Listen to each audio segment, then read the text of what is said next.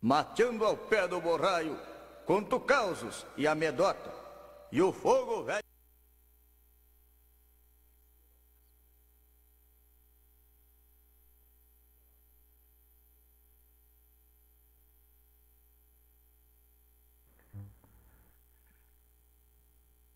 Começa agora o programa Educação em Ação. Notícias, debates, entrevistas e informações para toda a região. Absolutamente tudo sobre educação. O programa Educação em Ação está no ar. Apresentação Jorge Strauss. Comentários de Lucas Sequinel. 14h01. Alô, Cocal do Sul! Agora bem pertinho de você, Ponto das Frutas. Frutas e verduras fresquinhas direto da roça. Produtos coloniais, ovos, queijos, salame e vinhos. Venha nos visitar e aproveite para levar saúde para a sua mesa. Aberto de segunda a sábado, das 7 às 19 horas, sem fechar ao meio-dia. E domingo até meio-dia.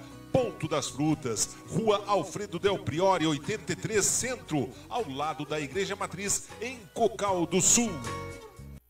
É isso aí, muito boa tarde, Cocal do Sul e região. Estamos começando mais uma Educação em Ação, hoje dia 21 de novembro de 2020, agora 14h02 pontualmente, Lucas. Isso, agora tivemos a volta do nosso presidente do clubinho, né, o nosso apresentador oficial. Do clubinho. Gente, eu assisti o programa semana passada, eu não estava presente, mas eu, né, hoje em dia é muito prático, né, então de forma remota eu assisti, até participei do programa em alguns momentos. E o Lucas teve aí um bom desempenho como apresentador, porque ele é muito bom apresentador, até melhor apresentador do que comentarista. Nossa, olha só. Porque como comentarista é um lixo, então como apresentador... Terrível, é horrível. Mas assim, como apresentador é muito bom, acho que a gente vai ter que trocar de função.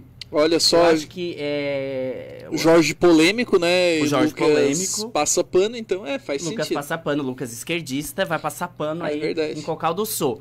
E hoje temos muitas informações, foi uma semana carregada aí de notícias. Ontem tivemos o dia 20 de novembro, dia da Consciência Negra. Isso, é verdade. Então hoje a gente vai discutir, conversar um pouquinho desse assunto. Vamos falar aí sobre o MEC, que o MEC está tentando aí criar diretrizes para quem é diretor escolar.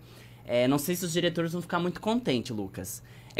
Também a gente tem que falar do Conselho Nacional de Educação. Temos que falar aí do Fundeb novamente. Evasão. O que tem sido feito aí para tentar evitar que a evasão escolar aumente, principalmente em época de pandemia. Temos que falar do Enem e temos os quadros do Lucas, que é o Educação pelo Mundo, escolas de nossa região e o quadro mais novo que o Lucas propôs e criou para nós, que é o Educadores do Brasil. Educadores do Brasil. Eu ainda não me acostumei com esse quadro, porque infelizmente ele veio falando só do Paulo Freire inicialmente, mas ele acostumou com a ideia e tá saindo um pouco desse lado só esquerdista. Você é inimigo do Paulo Freire? Eu tô doutrinando o Lucas, daqui a pouco ele aprende. Aí temos que falar das eleições que tivemos. Isso, vamos ter uma participação, hein? Uma participação falar nisso, especial. daqui a pouco o Wagner vai estar com a gente, o Wagner. E eu soube que o Wagner tem aí opiniões muito bem feitas.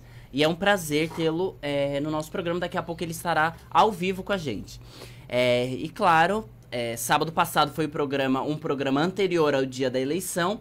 E o Lucas discutiu aí sobre Criciúma, Cocal do Sul. E tivemos aí a eleição de Cocal do Sul. Temos aí um prefeito em Cocal do Sul. E o seu vice do partido do PL. Então a gente vai discutir hoje bastante sobre assuntos educacionais. Eu trouxe novamente as propostas educacionais dos candidatos. E vamos ver aí o que nos apresenta. Mas nós temos primeiramente que dar um recado. Que, infelizmente, eu vou falar de Criciúma. Cocal do Sul andei não pesquisando, mas Criciúma, os casos de Covid aumentaram, os hospitais estão cheios, a preocupação continua e as pessoas não estão se cuidando, afrouxaram um pouco as rédeas. Por isso a gente tem um recado aí sobre coronavírus aqui da Secretaria Municipal de Cocal do Sul. O que é importante saber sobre o coronavírus? O coronavírus ainda é uma ameaça para todos. Por isso, precisamos ficar em alerta. Cuide de sua higiene, lavando as mãos ou usando álcool em gel. Use máscara em ambientes públicos ou privados. Mantenha a distância de 1,5 metro de outras pessoas. Caso tenha sintomas como tosse, febre, dor de garganta ou dificuldade para respirar, procure imediatamente o centro de triagem ou unidade de saúde. Cocal do Sul contra o coronavírus. Secretaria Municipal de Saúde. Então tá aí, o anúncio da Secretaria Municipal de Saúde, que na realidade, Lucas, essa questão do corona, até a gente tem que ver, porque o Uruçanga também tá muito perigoso. Isso. Até o retorno das aulas, daquele apoio pedagógico que teria na rede pública estadual, foi cancelado. Simplesmente foi cancelado, né, Lucas? O reforço foi cancelado.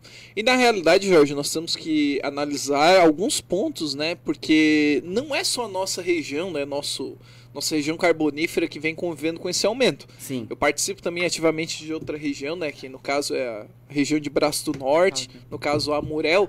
Então, no final das contas, eu vejo que houve sim um aumento.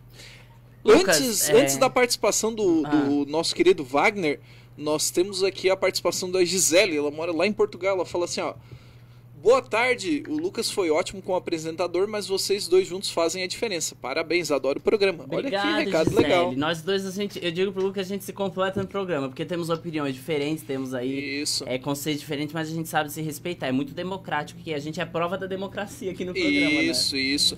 Mas agora, Jorge, nós temos uma participação intermunicipal. O Wagner é de Sara? O Wagner é de Içara. E essa foto de perfil do WhatsApp do Wagner já é muito bolsonarista. Temos aí a placa do Lula preso, temos aí... Aonde que é esse deputado Gessé? Falando nisso, eu tenho um recado do Gessé. Opa! Eu conversei com o Gessé Lopes essa semana e ele quer participar do nosso programa. Olha só! Então eu tenho que... Até eu não mandei mensagem essa semana agora, porque eu estava envolvido ali na monografia, Lucas, no projeto aquele. Então eu estava um pouco ocupado.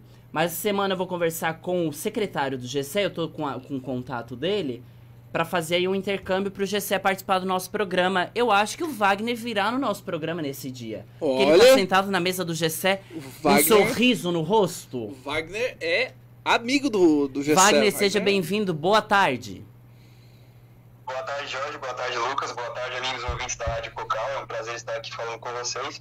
Pois é, essa foto é no gabinete do Gessé na UESC, gabinete número 36. O Gessé é um amigo pessoal meu, uma pessoa muito querida. E uma visita que eu fiz no gabinete dele, tive o prazer de bater uma foto na mesa dele. Achei o cenário muito bonito, muito criativo. E como a foto ficou muito bem batida, já aproveitei e coloquei de perfil. Eu vi que eu vi que é do teu perfil, mas tu não tá segurando uma metralhadora. Ainda não. Porque a foto do Gessé no WhatsApp é segurando uma metralhadora. Nossa, dessa eu não sabia. Lucas. Olha então, só. assim, o Wagner não está pedido ainda na sociedade. O Wagner tá bem demais ainda. Mas, Wagner, o que tu tem aí pra nos dizer? Como que foi a movimentação aí pós-eleição aí no distrito, eu vou dizer até distrito, da Içara? É uma cidade polo de indústria do Léo, né? O distrito é uma cidade polo de industrial. Tivemos eleições muito bem movimentadas aqui na região, principalmente na Içara, em Criciúma e no Balneário Rincão. A Içara, a eleição foi um pouco mais movimentada porque o ambiente estava muito polarizado. Nós tínhamos 3 candidatos fortes de partidos tradicionais, que era a Dalvani, do PP, o Alex Michels, do PSD, e o Arnaldo Lobete, do tradicionalíssimo MDB. A eleição aqui foi muito disputada, embora seja previsível, tenha sido previsível o resultado, mas se mostrou muito bem uma polarização entre os 3 partidos. Em Criciúma foi uma eleição já mais previsível, uma eleição onde era muito mais fácil de deduzir o vencedor, e no Balneário Rincão mesmo foi uma lavada, todo mundo sabia que o prefeito lá, o Jair do MDB, ganharia a eleição. É do MDB? Para quem tem a tarefa de deduzir e adivinhar quem vai ganhar a eleição, nessas 3 cidades foi muito tranquilo. Ô Wagner, uma pergunta. Tu deu uma analisada, principalmente na Içara, assim, a composição da Câmara de Vereadores mudou muito? São os nomes tradicionais? O que tu tem para nos dizer, assim? Então, como eu havia trazido no último programa, 47% das cadeiras foram renovadas por obrigação, porque 7 vereadores não buscaram reeleição. Entretanto, alguns vereadores tradicionais aqui da Içara permaneceram no cargo. É o caso do Geraldo Baldisseri, de novo vereador mais votado aqui da Içara, com 1.400 votos. Itamar da Silva, do PP, continuou no cargo. Joaquim, Pedrinho, ambos do MDB, também continuaram no cargo. E a vereadora Silvia Mendes, também conhecida como Marreca, do PP, continuou no cargo. Esses vereadores continuaram. De resto das cadeiras houve alguma modificação, mas sempre rodando em torno dos partidos tradicionais de sempre, com exceção do Max Souza, também conhecido como Max Rolo, do PL. Ô Wagner, uma questão, 1.400 votos é uma votação expressiva, né? Uma votação expressiva.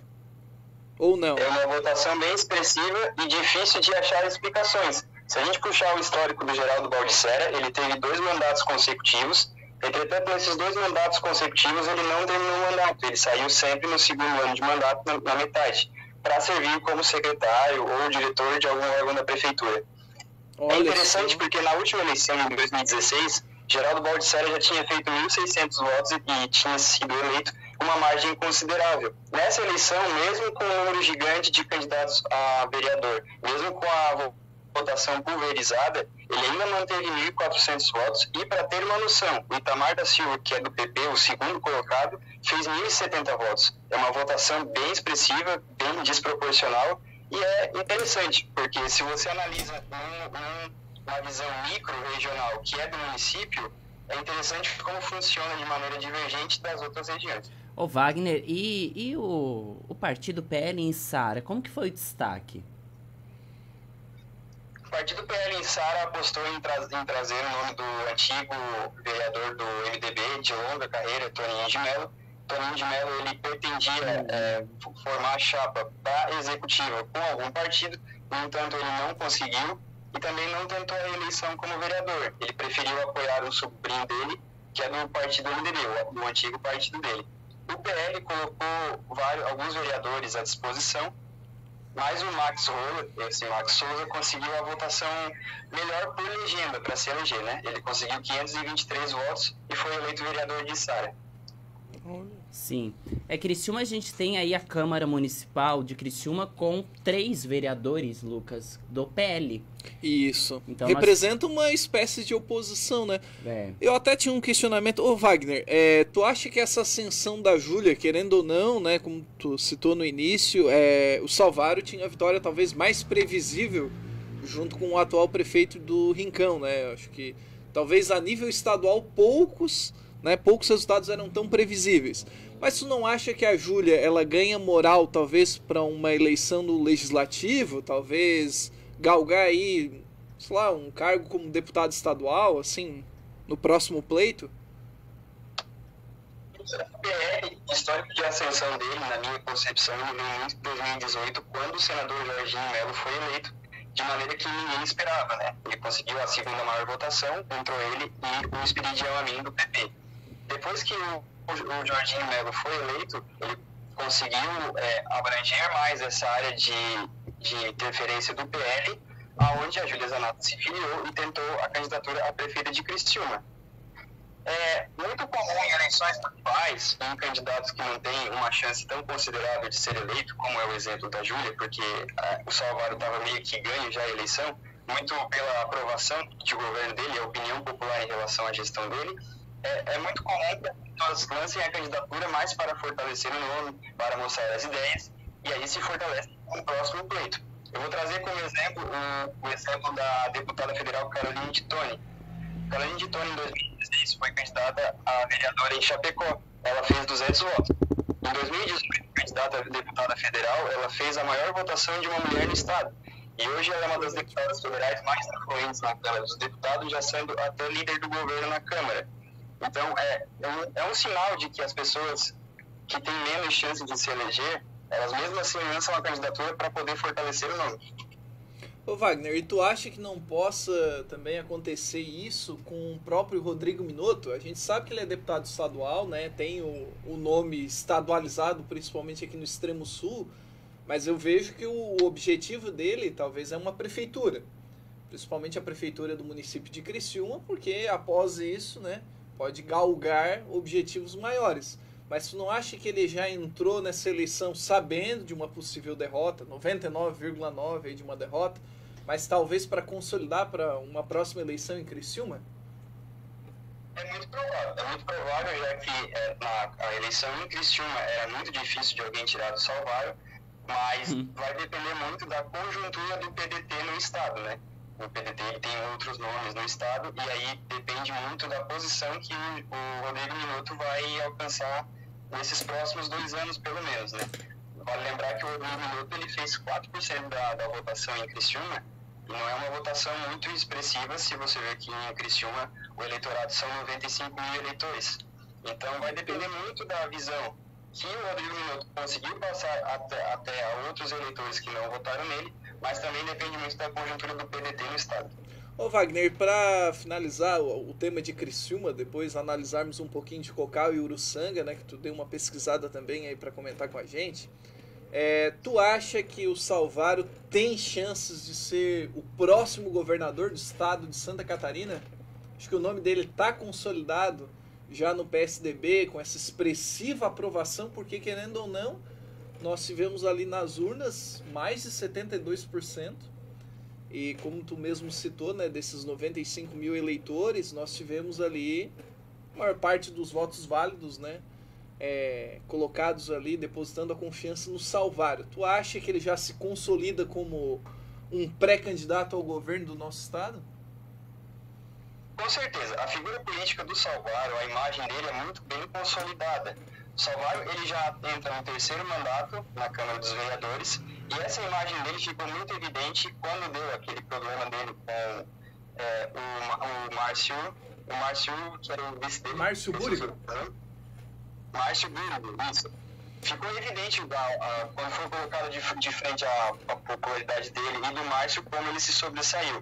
Inclusive, Lucas, um dado interessante que eu até separei para trazer para o programa hoje, e que eu ouvi até por acaso numa rádio de Criciúma de um comentarista famoso por aqui na região, que o Clésio Salvário estaria já por bastidores articulando com o senador Jorginho Melo do PL para montar uma chapa e concorrer ao governo do estado em 2022, o que é muito interessante, porque o PL é o partido da Júlia Zanata, que era oposição ferrenha ao pleito dele em 2020 nas eleições em Criciúma, e o Jorginho Melo, que apoiou, inclusive, a candidatura da Júlia Zanata. Então seria uma reviravolta muito interessante para a gente prestar atenção. Claro que não é uma informação apurada, é uma fonte que eu ouvi aqui vou citar na Rádio Som Maior aqui em Criciúma, então, mas é uma coisa muito interessante para a gente prestar atenção para os próximos anos.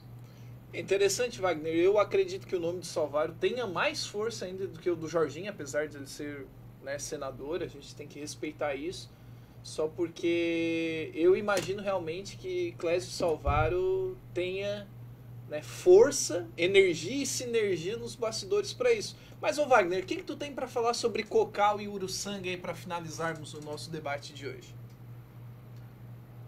O Cocal do Sul foi o eterno canal MDB e PP, né, como já tinha muito bem citado na última edição do programa. Fernando de Favre levou a eleição, né, conseguiu se eleger em cima da Aninha Scarpato, do PP.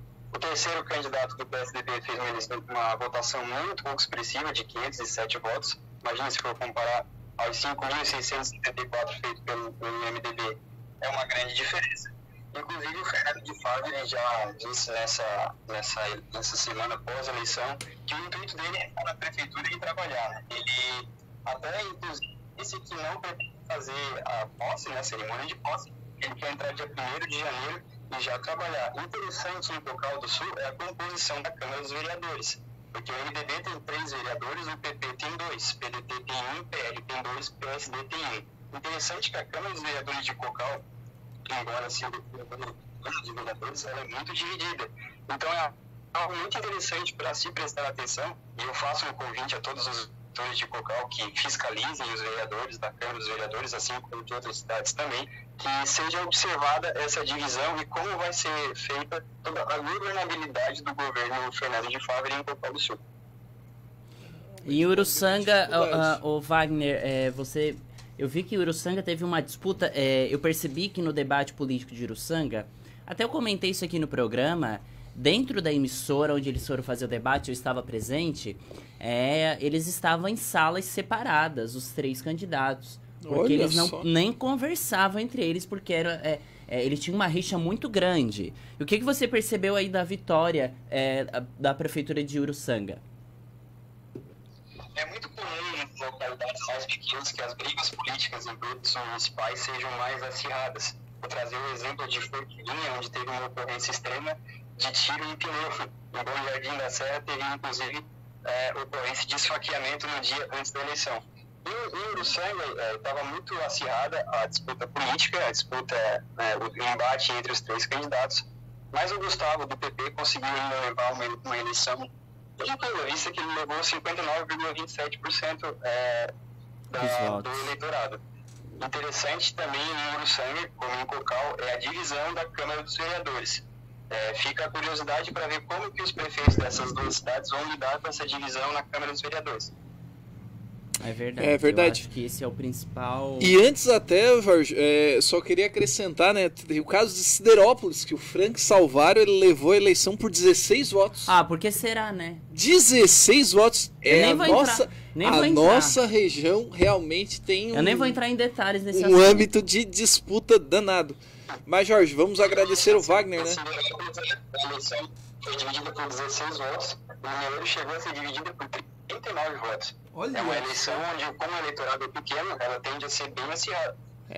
Que coisa, né? Voto Wagner, agradecemos muito a sua participação aqui no programa, comentários de excelência, boas pesquisas realizadas e esperamos poder contar com a sua ajuda outras vezes no nosso programa. E quem sabe aí, quando tivermos discussões acirradas sobre a linha de direita, eu acho que a sua presença é fundamental. Fundamental. Wagner, obrigado. Essa foi a participação do Wagner. Wagner, bom final de semana e continua assistindo aí e participando do nosso programa. Abraço. Agradeço a oportunidade, muito obrigado. Gente, essa foi a participação do Wagner. O Wagner, vamos apresentar quem é o Wagner, né? O Wagner Teodoro. Então, o Wagner Teodoro foi meu aluno do Ensino Médio Inovador. Inclusive, a Luana dos Santos, que acabou de comentar, né? Ela também foi nossa aluna. Ela escreveu aqui, ó, Wagner do MI para o Mundo, né? E realmente, nós tínhamos ali um tripé de alunos do Ensino Médio Inovador do Colonete fantásticos, ô Jorge. Fantástico. A Luana, o Wagner e a Gisele, assim, ó, até os 3 acompanharam a minha apresentação da dissertação, são 3 pessoas magníficas.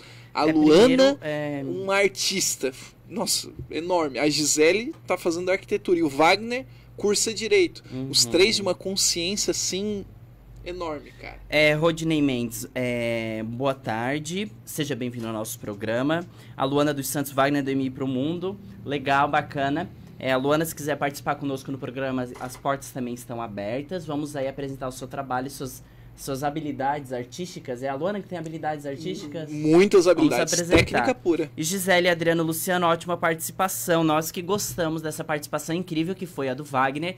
Esperamos que tenha novamente a participação, até mesmo se fecharmos ali com o Gessé. Fundamental a participação do Wagner, o Wagner nesse dia. Fundamental, né? Que aqui é um programa democrático, com né? certeza. A principal configuração do programa é a democracia, então não existe aí direita e esquerda. Na realidade, existe debates e opiniões de diferentes ideias, né? Podemos dizer que o programa é ambidestro, então. Não sei, eu posso dizer que é ambivalente. Tá. É um pouquinho pior. Bom, vamos falar, vamos começar com as nossas notícias, então, após esse debate. Depois nós vamos voltar a falar de Cocal do Sul, porque eu trouxe aí, tivemos aí a eleição aqui em Cocal do Sul, e as propostas, nós vamos repeti-las, até mesmo por uma questão de que o votante, né, o eleitor, ele consiga agora cobrar, né, o que foi prometido a partir do dia 1º de janeiro. É importante dizer que o eleitor, sim, é um votante, né? Não é o termo mais bonito, mas muitas vezes ele é só um votante, né? É um votante. Ou seja, como tu falou ali da diferença dos 16 votos, dos 15 votos. Bom, parabéns pro Frank Salvaro, parabéns pra quem ganha de 1, 2, 5. O Frank Salvaro era óbvio, né? Sim, tava liderando, né? Tem a máquina de Criciúma na mão também, né? Sim, um nome estadualizado ali por trás. Mas o que me deixa um pouco triste, Jorge, é a ideia do votante. A ideia do sujeito que ele vai e vota. Criciúma ele não cobra. Ele não cobra. É como o Wagner ensinou num dos comentários, que aquilo é perfeito. devemos fiscalizar, principalmente o legislativo, porque os vereadores são responsáveis diretos pela fiscalização do executivo.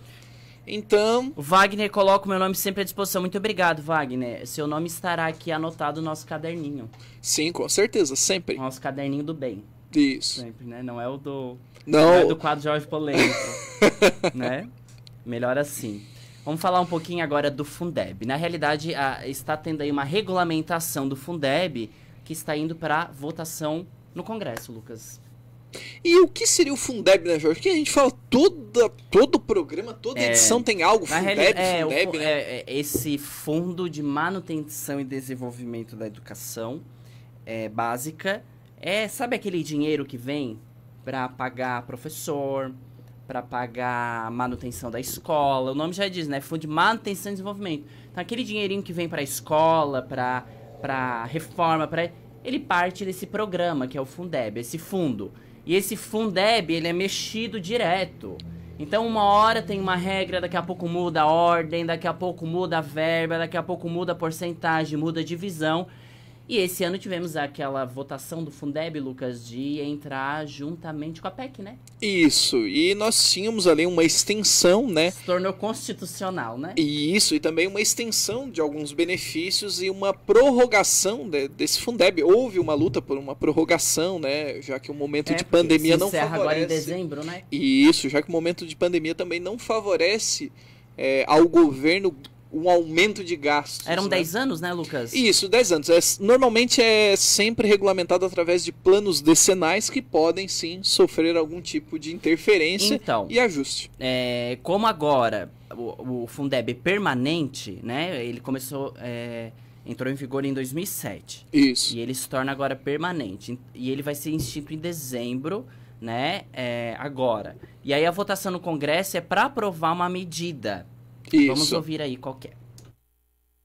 Em agosto deste ano, o Fundo de Manutenção e Desenvolvimento da Educação Básica, o Fundeb, passou a ser permanente. Em vigor desde 2007, o fundo seria extinto em dezembro deste ano, caso não houvesse movimentação em torno do tema. A votação no Congresso Nacional foi histórica e unânime, mas pontos importantes da nova emenda constitucional podem ficar de fora no ano que vem. Isso se o relatório que regulamenta o Fundeb, apresentado nesta segunda-feira, não for apreciado e votado ainda neste ano. O relator do PL 4372 de 2020, deputado Felipe Rigoni, entregou a primeira versão do relatório a partir de estudos e sugestões compartilhadas em pelo menos 5 debates públicos virtuais, realizados de agosto para cá. Entre os 7 pontos destacados estão itens que vão ajudar a diminuir a desigualdade, promover mais desenvolvimento e dar mais transparência ao setor. O líder de estratégia política do Todos pela Educação, Lucas Ruger-Bruger, elogia o relatório preliminar apresentado por Rigoni. Ele traz todos os elementos necessários para a operacionalização do Fundeb em 2021 e deixa alguns temas que já eram consenso na Câmara dos Deputados para regulamentar na atualização da lei ano que vem. Mesmo esses temas, ele já circunscreve de forma muito específica, dizendo qual é o direcionamento que eles devem tomar na atualização da lei, o que parece positivo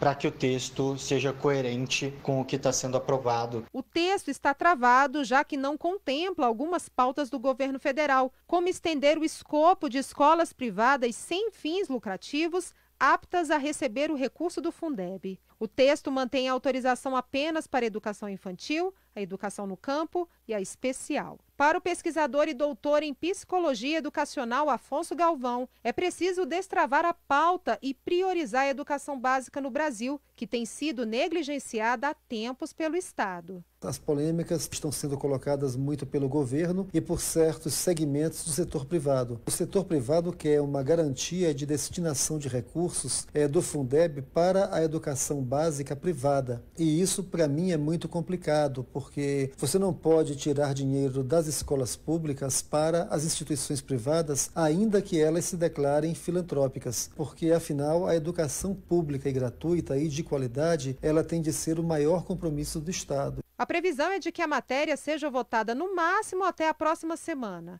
Por conta da pandemia, o relatório que regulamenta o Fundeb deve ir direto para o plenário da Câmara e, em seguida, para o do Senado. Opa, eu acho que eu tava lendo aqui a matéria, porque eu fiquei preocupado, Lucas. Essa ideia que está sendo criada e está indo em votação, referente a tirar dinheiro de escola pública e ir para escola privada, mesmo sendo filantrópica, é perigoso essa ideia, porque os municípios, eles vão perder aí muita verba. A gente já sabe que os municípios recebem já migalhas. E se acontecer essa mudança, mais uma mudança, vai vir menos que migalhas, né? Isso, Jorge. É importante avisar a quem ouve o programa e às vezes desconhece algumas das diretrizes e políticas do financiamento a nível escolar, né? Ou seja, da educação básica, que quando nós mencionamos migalhas é que um montante de 1, 2, 3, 15 bilhões de reais parece muito dinheiro. Mas nós temos mais de 100 mil escolas públicas no Brasil. Então, nós não podemos esquecer que o Fundeb compete muitas vezes 95% do financiamento da educação básica de pelo menos 3 mil municípios. Eu não estou inventando números. 2 semanas atrás nós colocamos isso em pauta. Mais de 3 mil municípios não conseguem financiar a própria receita educacional no Brasil. Então, Lucas, devemos ter bastante cuidado com esse tipo de financiamento. E hoje, assim, querendo ou não, o Fundeb ele é praticamente o único recurso maior que existe referente ao ensino público no Brasil. Então, tem aí uma divisão. Até a Joana comenta. Boa tarde. O Fundeb deveria se equiparar à verba partidária, distinguindo apenas pelo fato de ser muito para muitos, ao contrário do dinheiro para os partidos, que é muito para uns poucos. Na realidade, é exatamente esse o ponto que nós nos preocupamos aqui. Isso mesmo. Porque enquanto a educação, temos aí um número expressivo e uma verba que ela não não tem um equilíbrio, não é igualitário para o número de alunos. Não é suficiente, Não é suficiente. Até semana retrasada nós discutimos a falta de verba para alimentação, aquelas cestas básicas que estavam sendo mandadas para os alunos de forma tão precária, e é bem isso que a Joana destaca. Em contrapartida, nós temos aí verbas de fundo partidário que são bilhões para um grupo muito pequeno. E aí a gente vê agora o resultado. Eu fico muito preocupado, principalmente, primeiro, porque o Fundeb passa a ser permanente. Isso aí eu fiquei muito preocupado. Parece que é bom, mas nem sempre a ideia do Fundeb ser permanente é bom, tá? Tem que pensar bastante. Tem que analisar com bastante cuidado. Não é porque foi aprovado na PEC e agora é permanente, fechou. Não é por aí que se pensa. E tem que pensar também que o MEC, quando ele for elaborar uma matriz nacional de competências, que é a nossa próxima matéria sobre isso, depois a gente vai falar, para o diretor escolar, vai sobressair um peso em cima da direção, um peso grande de competências administrativas, sendo que o diretor não vai ter com que administrar. Ou seja, a responsabilidade vai ser colocada toda em cima da escola de novo. E essa estratégia nós estamos desenhando aqui no programa já tem um tempo, e ela está indo para o caminho de consolidação.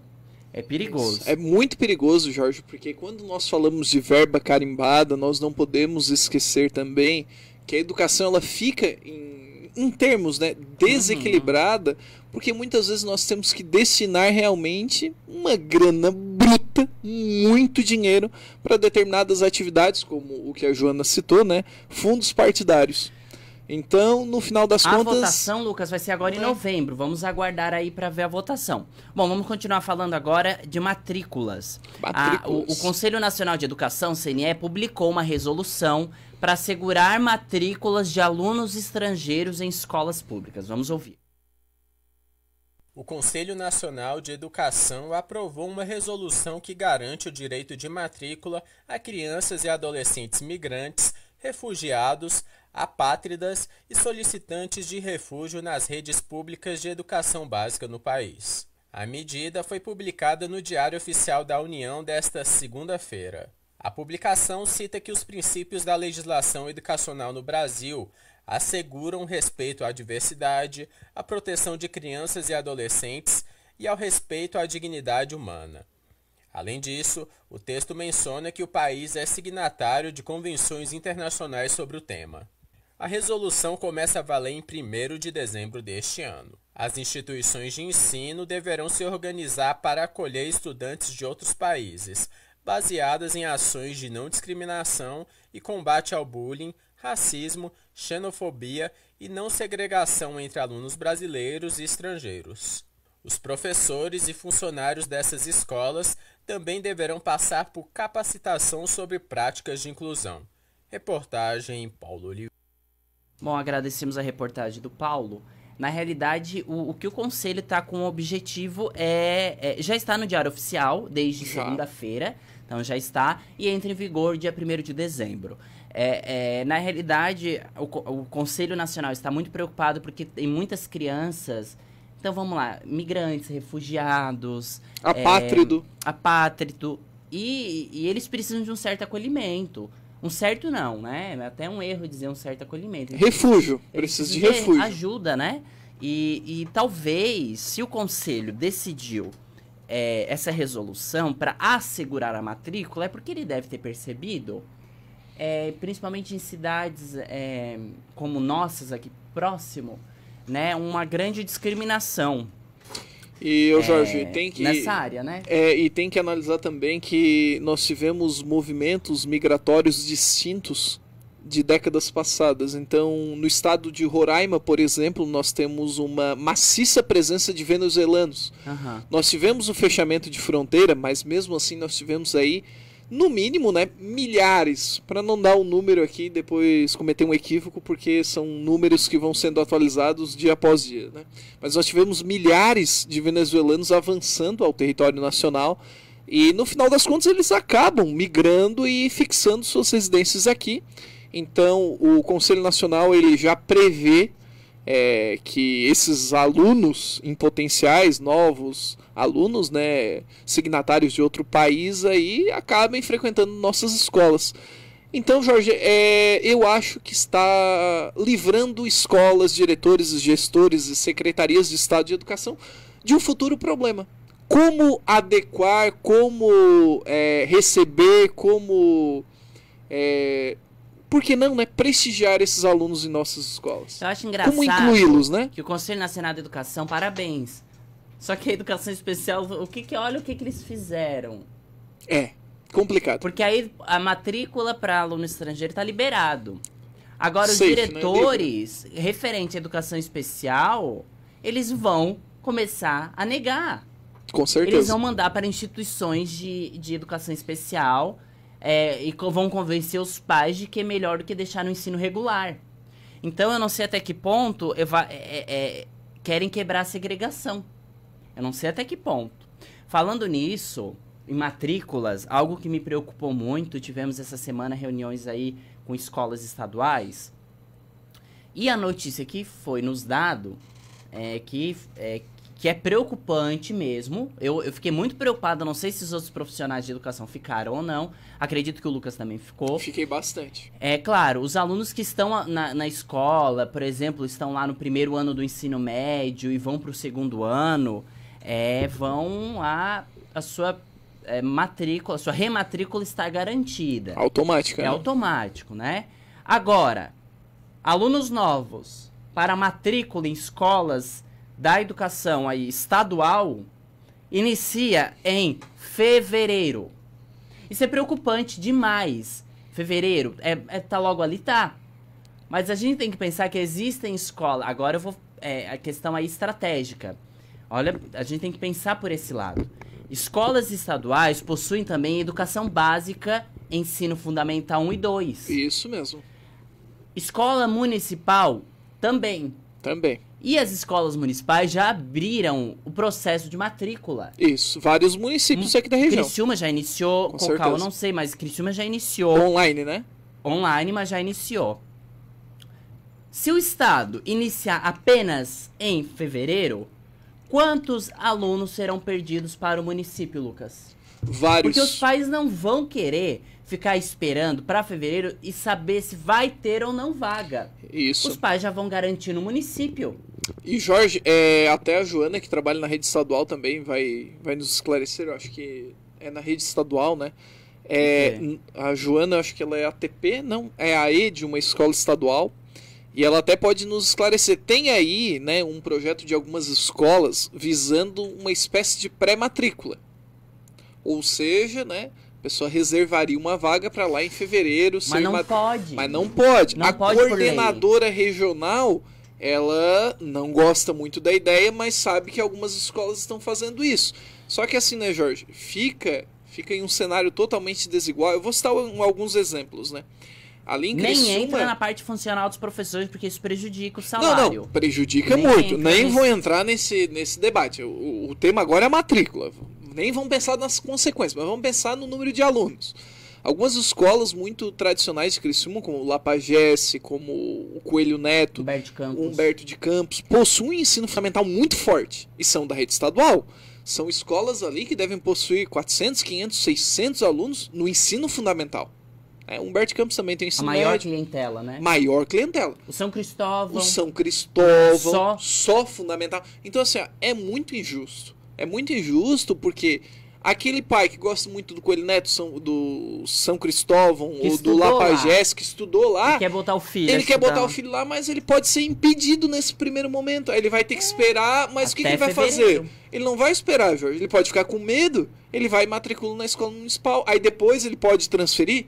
95% vai fazer isso, mas vai ter gente que não vai fazer. Sim, mas aí a gente já começa a entrar na ideia de municipalização de escolas estaduais. É verdade. Aí a gente já começa a desenhar uma possível estratégia de municipalização. Com certeza. Então, amigos ACT, se preparem, porque não é porque o edital vai ser utilizado, a gente não sabe como vai ser o quadro de vagas. Professores efetivos também se preocupem, porque o quadro funcional, a folha de pagamento de fevereiro vai ser diferente, porque não vai ter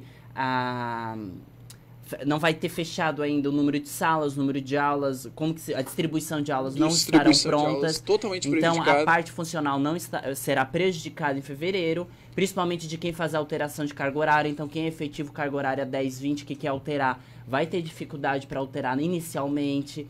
Isso tudo é preocupante. É muito preocupante. E nós esperamos que isso seja resolvido, que o Estado volte atrás, que não espere para iniciar em fevereiro. Lembrando, Lucas, o IFSC ele já publicou que vai iniciar as atividades em abril. Isso mesmo. Então, e a UFSC em maio, né? A UFSC parece que em maio. Será que então... Presencial, né? É, presencial. Então, será que essa possível matrícula em fevereiro não significa que não teremos talvez um presencial em fevereiro, março? Talvez. Pode ser um possível não presencial no início. Isso mesmo. Essa ideia do híbrido, ele está bem ainda sendo debatido e está bem ativo na rede estadual. Então pode ser que inicialmente, eu vou desenhar isso, inicialmente tenhamos o apoio pedagógico. Jorge, eu acho assim, nesse primeiro momento...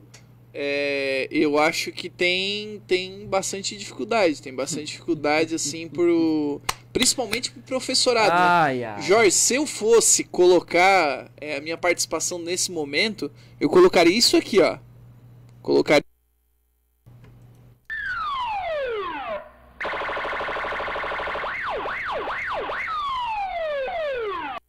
E eu justifico. Por que, Lucas? Sirene de alerta. Chamem a polícia. Chamem os representantes. Vamos chamar o GCE para nos ajudar aí, da LESC. Olha, esse processo de municipalização é arriscado. Primeiro, vai abarrotar as escolas estaduais. Aliás, as escolas municipais. E depois, Jorge, além de prejudicar a vida funcional dos nossos professores, gestores e tudo mais... Nós temos que analisar o seguinte: esse processo de municipalização pode fechar novas escolas aqui na nossa região. Não obstante disso, Marechal Rondon, Jarbas Passarinho, o Peixoto lá no bairro Próspera, nós tivemos aí, né, várias escolas municipais roubando esse espaço. Vai iniciar, não sei se já iniciou o chamamento do último concurso público para cargo de efetivos de professores. Quarta chamada. Já iniciou? Edital publicado, vagas publicadas é porque também. As escolas têm que mandar um número de aulas pro... Já tem o quadro de vagas. Já tem. Então, são poucas. É perigoso, porque as pessoas estão muito felizes com esse chamamento, mas as pessoas não estão entendendo um detalhe, Lucas. Pode ser chamado para 10 horas e só ter as 10 horas e deu, né? Não, o problema não é esse. Tem outro. As pessoas estão achando que esse chamamento vai cobrir o número de efetivos que é necessário. Não. Mas a gente tem que lembrar de um detalhe. O número de efetivos está caindo, o de ACT aumentando a cada ano.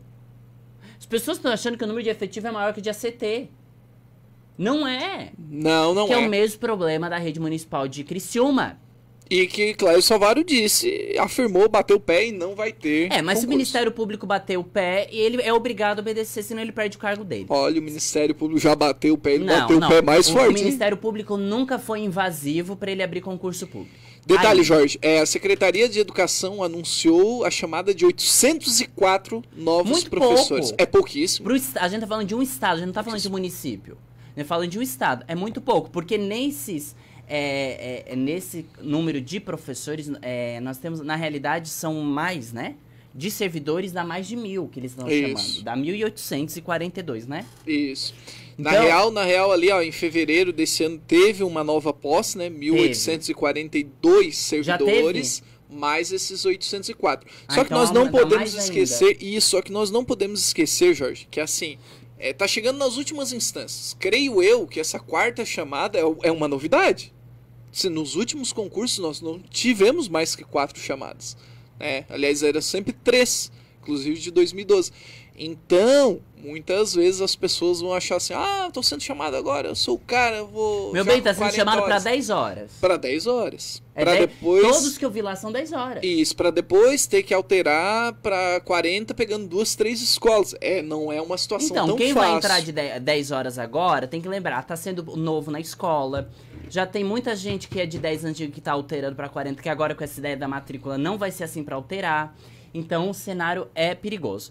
Lembrando falar em direção escolar, o MEC, Lucas, é a próxima matéria, tá? O MEC, ele pretende, não elaborou ainda, mas ele pretende elaborar uma matriz nacional comum de competências de diretor escolar. Vamos ouvir. Com o objetivo de elaborar uma matriz nacional comum de competências do diretor escolar, que vai servir para orientar as redes de ensino a empreender perfis adequados para atuar na gestão escolar, a Secretaria de Educação Básica do Ministério da Educação está organizando reuniões técnicas para conversar com as pessoas diretamente envolvidas na gestão escolar dos estados e municípios. As entidades que representam as redes de ensino dos entes subnacionais, que são o Conselho Nacional de Secretários de Educação e a União Nacional dos Dirigentes Municipais de Educação, foram solicitadas a indicar pessoas para participarem das reuniões técnicas de revisão do texto preliminar da matriz. O pedido foi de 20 diretores de escolas, sendo 4 diretores de cada uma das regiões do país e 20 representantes dos secretários de educação, sendo 4 secretários de cada uma das regiões do país. O documento será elaborado de acordo com as normas educacionais nacionais vigentes e ainda contribuirá com os sistemas de ensino para o estabelecimento de processo que leve em conta critérios técnicos de mérito e desempenho na seleção de diretores escolares, conforme prevê o Plano Nacional de Ensino em sua meta 19. Bom, é o seguinte, vamos lá. Tem lados aí para destacar desse assunto, Lucas. Primeiro, claro, eu acho a fiscalização em cima de um diretor escolar ainda muito pouca. Né? Eu acho, por mais que os diretores, nós temos lá uma pressão, nós somos sempre chamados a atenção. Por exemplo, a Coordenadoria Regional de Educação está sempre buscando ter reuniões com os diretores, ter um contato direto. Alguns diretores dizem que existe uma pressão bem grande. Na minha opinião, Lucas, a fiscalização de um diretor escolar é muito baixa ainda. É muito baixo. Deveria ter uma baixo. Fiscalização muito maior. Vamos ver se essa elaboração dessa matriz nacional comum de competências, ela vai suprir aí critérios de análise. Até mesmo porque eles tentam criar critérios de meritocracia para professores, para funcionários. Por que não criar também para diretores, então? Uma vez, Jorge, o critério de meritocracia para diretores era simples. Era votar em determinado candidato, puxar muito saco, ser um cabo eleitoral e a partir daquilo você ganhava o cargo. Agora, com as eleições escolares, mesmo que você não concorde, não goste muito do pleito escolar, por mais que você puxe muito o saco dos governantes, eles não são capazes de influenciar a pontos estudantes, pais e professores para que haja uma eleição de determinados candidatos. Inclusive, devemos lembrar de alguns casos bem polêmicos em Criciúma, em que a pessoa foi colocada goela abaixo por um governante e foi sacada. Ela foi retirada. Retirada é quando eu peço assim, levante-se. Sofreu impeachment. Não, ela foi sacada, velho. Ela foi sacada. Aconteceu isso já no colegial, ela mas foi, assim, enfim. Sabe quando tem um grupo, fulano removeu? Então, foi mais ou menos assim. Mas aí, Lucas, tu tá sendo muito... Radical? Não. Ah, tá. Eu seria muito mais. Primeiro ponto aí que a gente tem que conversar sobre direção escolar. Eu não ia entrar nesse assunto. Eu já acho que você votou manso de Florianópolis. Acho que você votei, né? Você votou. Eu tomei um banho de mar. O quadro Jorge polêmico foi cinto do programa. Foi Mas cinto. calma que vai voltar. Calma tá louco. Que volta. Os nossos ouvintes estão ansiosos. Estão ansiosos. Eu tenho que lembrar de um ponto aí que tu não colocasse de uma forma muito esquerda. De forma esquerdista. Até vamos passar um áudio aqui pra ver se... Porque assim, as pessoas não têm ideia como é uma votação de direção escola. Porque assim, o Lucas disse agora um ponto muito interessante, por sinal, de que puxava o saco de tal político. Não, eu não puxava o saco. Não. Se alguém puxava... Sim, de puxar o saco de algum político e conseguir o cargo de direção. Isso era muito comum. Na rede estadual, municipal. Na rede municipal ainda vejo muito. Muito. Porque é colocado como cargo comissionado, né? Isso. Mas modificou, sabe o quê? Simplesmente as pessoas que puxam o saco. Porque um diretor de escola, um professor de escola, que quer se candidatar à direção, ele traz aí uma patrulha de puxa-saquismo. Isso é verdade. Porque no colegião é isso. Na última eleição lá do Alonso e da Nara, era um puxa-saquismo. Assim como acontece em várias escolas. Não, eu tô falando do colegião. Não, sim, ali também, claro. Um puxa-saquismo, principalmente da parte do Alonso ali, que eu vi, que eu traduzia, e ainda vieram dizer que eu fui traduzir, eu ainda puxava o saco da Nara, que eu fazia campanha pra Nara. Era pra ter feito. Jorge polêmico agora. Nara, me desculpa, eu vou pedir desculpa pra Nara, que era pra eu ter feito. Tu também era pra ter feito, tu errou. Era pra eu ter feito, sim, campanha pra Nara. Eu errei, porque ainda fiquei muito quieto.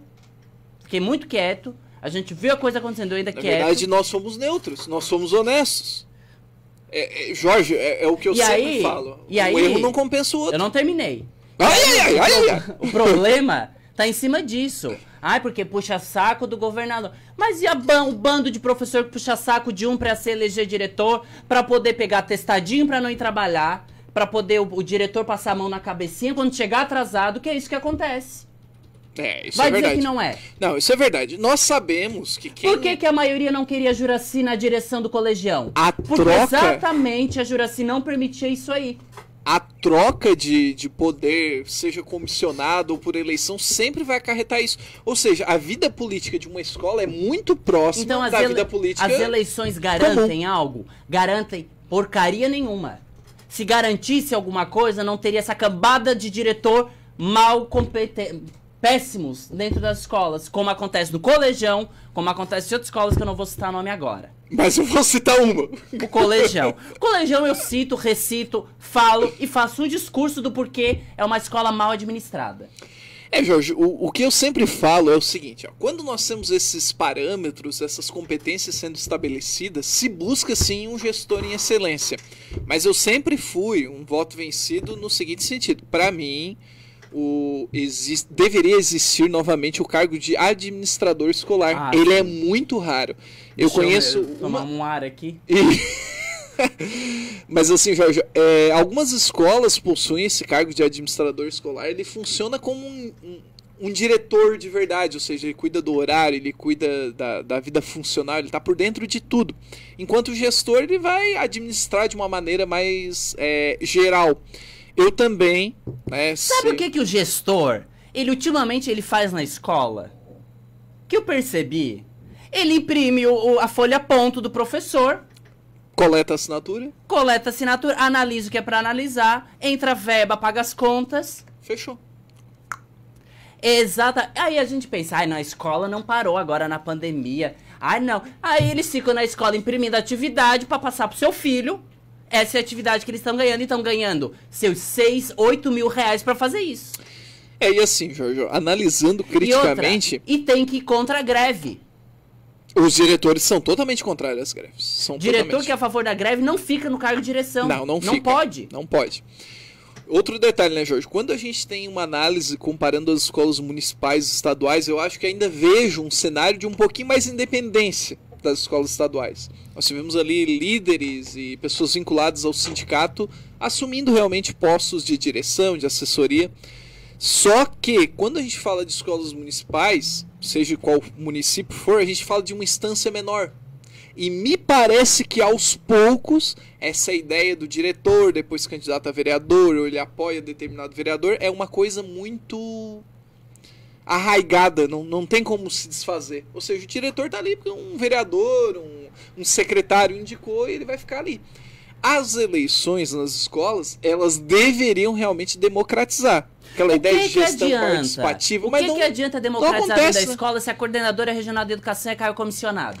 Pois é. O que adianta... Eu vou repetir. O secretário também para todo mundo ouvir bem isso. O que adianta ter eleições dentro das escolas de um diretor se ele vai ter que seguir ordens do governo político? Pode vir... como é no colegião, que ele é filósofo, sei lá o que o Alonso é. Ele vai ter que baixar a cabeça e obedecer o que a senhora Ronise, que é cargo comissionado, tem a dizer. E ponto. E quando o sindicato, o seu Enio, bater lá no colegião e dizer não vamos ter aula, os professores não vão vir trabalhar, o Alonso também vai ter que ficar quieto. Porque o Alonso era grevista. Sim, assim como vários outros, mas é o que eu te digo, Então, Jorge. Como é que um diretor era grevista e não é mais? Na verdade é o seguinte, eu imagino que não se torne grevista, ou não fique sendo grevista, mas não deixa de apoiar os ideais do sindicato. O que Como é que um diretor apoia o ideal do sindicato se todos os ideais que a Coordenadoria Regional da Educação traz é contrário ao sindicato? Aí é que tá. No caso do município de Criciúma, ocorriam vários episódios das diretoras, numa época com mais autonomia, fecharem as escolas. Não sei se tu lembra desses episódios. Sim. Então, 2015 aconteceu isso. Então as escolas municipais ainda possuem determinada união, né? Só que assim, na rede estadual é muito difícil. Claro, e esse curso municipal tem união porque quem manda é o prefeito. E tem um espaço muito menor, né? Um âmbito geográfico alcança essa comparação menor. Foi bem nada a ver. Porque na rede estadual, cada escolinha tem seu partido. Sim, mas na rede municipal não deixa de ter também. Não, a rede municipal é controlado pelo prefeito. Não, mas tem, Jorge, tem sempre alguém que é da oposição que ganha aquela eleição, que tá há muito tempo no cargo. Só que é mais difícil, é claro, né? Se o prefeito chama pra conversar de perto, acabou. Agora na rede estadual não tem isso. Não, na rede estadual não tem, porque o governador também não vai expressar isso. Agora eu quero ver o diretor de rede estadual que bate o peito e vai apoiar os grevistas. A dona Ronice vai chamar num cantinho, no outro dia o diretor chega pra trabalhar mudo. Ele não vai, o diretor não vai fazer greve. Claro, contrário, ele quer garantir os seus 8 mil reais. E é contrário, né? Contrário às atribuições, né? Infelizmente, hoje em dia, um diretor de escola, ele tá lá pra ganhar esses 8 mil reais. E ser um determinado representante, né? Representar o quê? Ele vai representar os interesses da coordenação regional. Então, até que ponto a votação é realmente democrática? Ela é democrática, só que o resultado dela não coloca alguém com plenos poderes. O diretor não tem poder nenhum, como tu mesmo falou. Não tem.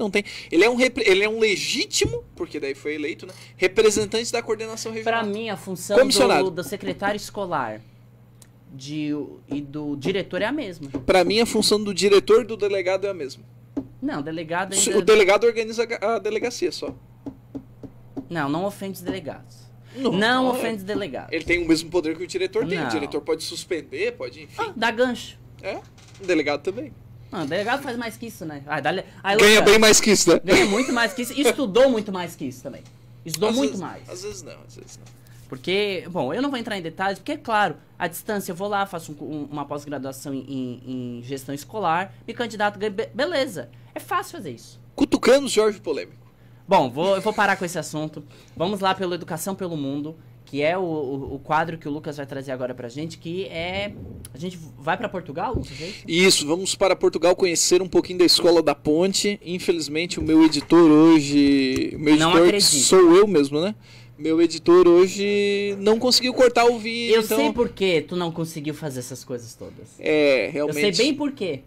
Tu tira o WhatsApp do teu celular e para de ficar conversando com quem não é pra conversar e se concentra no programa. Vamos lá entender a Escola da Ponte, Jorge. Vamos ver um exemplo fidedigno, mas depois a gente discute. Ok. Educação pelo Mundo. Hoje vamos conhecer um pouco mais da Escola da Ponte, referência internacional no quesito de educação integral. Localizada no distrito de Porto, em Portugal, foi idealizada pelo pedagogo José Pacheco. Participação dos estudantes. A Escola da Ponte é uma instituição pública de ensino que atende alunos do Fundamental 1 e 2, além do ensino médio. Mas essas denominações não se aplicam no seu contexto, uma vez que não promove uma educação dividida em séries, ciclos ou por idade. Um de seus pilares é a participação dos estudantes. A ideia de promover a autonomia vai desde o espaço da escola, que não é fixo ou dividido em salas de aula, até o planejamento de suas atividades e aprendizado. No começo do ano, os estudantes fazem uma eleição para que alguns representantes assumam a mesa da Assembleia. Nesses encontros, realizados semanalmente com todos os alunos da escola, eles decidem juntamente com o apoio dos educadores sobre todas as instâncias de funcionamento da instituição. Uma das bases teóricas do Pacheco é John Dewey, que afirma que as escolas têm que produzir uma microcidade para que, quando os estudantes forem para o mundo, estejam mais preparados e, diante dessa vivência prévia, decidir tudo de maneira democrática. Influenciada pelo educador português a estudar pedagogia, todos os estudantes e professores fazem o seu planejamento de maneira coletiva. Os estudantes da escola portuguesa também não vivenciam o conceito de disciplinas, e sim de projetos. Eles dividem-se entre espaços de trabalho com materiais pedagógicos, livros, dicionários, gramáticas, internet e outros. Apesar de serem os próprios estudantes que manifestam interesses pelo que vão estudar, a Escola da Ponte também segue determinações sobre o currículo português. E um depoimento frisa bastante essa ideia do currículo. É muito importante pontuar que a Escola da Ponte não é contra o currículo, só que a forma de levar o conhecimento que as crianças precisam aprender é diferente. A concepção de educação é absolutamente distinta. São dois currículos que determinam o funcionamento do aprendizado da Escola da Ponte: o currículo exterior ou objetivo e o currículo interior ou subjetivo. O primeiro, exterior, é elaborado com base no Currículo Nacional de Portugal e a referência sobre aprendizagens necessárias e realização pessoal do estudante. Está articulado em 6 dimensões fundamentais: linguística, lógico-matemática, naturalista, identitária e artística, pessoal e social. Já o currículo subjetivo é o que determina o desenvolvimento pessoal único de cada pessoa. A Escola da Ponte tem um portfólio dos chamados dispositivos pedagógicos, usados em diferentes momentos: quando o aluno quer se expressar, quando os estudantes estão reunidos em grupo e quando precisam de algum apoio para conteúdos ou situações. Entre 45 dispositivos está o jornal, com periodicidade mensal. Entre os 45 dispositivos está o jornal, que tem período mensal contendo todos os assuntos da escola. O Jardim da Poesia, onde cada estudante compartilha o poema que desejar. O Preciso de Ajuda, quando o aluno se inscreve para alguma aula direta preparada por professor para que se sinta preparado para aprender de outras formas, ou o acho bem, acho mal, com o qual os estudantes expressam sua opinião sobre assuntos temáticos da escola. Este foi o Educação pelo Mundo. Legal, Lucas. Por que tu escolheu essa escola? Normalmente nós estávamos sempre falando de sistemas educacionais e dessa vez, não que Portugal não tenha um sistema educacional tão famoso ou tão eficiente, mas tem sim, né? A Escola da Ponte ela se tornou muito famosa, Jorge, porque ela atendia, né, determinado público marginalizado. E essa marginalização ela acabou sendo uma ferramenta de trabalho, a força motriz para o Pacheco, né, desenvolver métodos totalmente diferentes. Então, como relatado aqui nesse vídeo, que logo vai estar disponível ali no canal Lucas Sequinel, nós temos a ideia do Pacheco em estabelecer uma maior participação do estudante. Uma participação em que ele decide os rumos da sua aprendizagem e ele vai conduzindo, junto com os professores, representantes, pais. E no final das contas, essa marginalização foi reduzida. E um detalhe, Jorge, a Escola da Ponte ela tem desempenhos fantásticos no equivalente ao vestibular /Enem de Portugal. Então, métodos, materiais e recursos diversificados. Esta é a chave do sucesso da Escola da Ponte. Legal. Mundialmente famosa. Gostei. Aí, por seus métodos... Não conhecia? Não. É uma escola realmente muito famosa. No vídeo, né, que eu estava produzindo ali para fazer a postagem, vai sair essa semana. Bacana. A Escola da Ponte tem a participação de um pedagogo ali que ele resolveu inovar de uma maneira muito diferente. Falando em pedagogo, a gente vai falar agora sobre igualdade racial. Algumas práticas pedagógicas estão ajudando a promoção da igualdade racial. O Natan, de 6 anos, ele comenta. A gente vai ouvir o que o Natan vai falar pra gente. Vamos ver. Eu gosto muito de assistir o Pantera Negra e o Super Choque. Eu acho eles muito legais, super-heróis muito legais, que eles são na mesma cor que eu.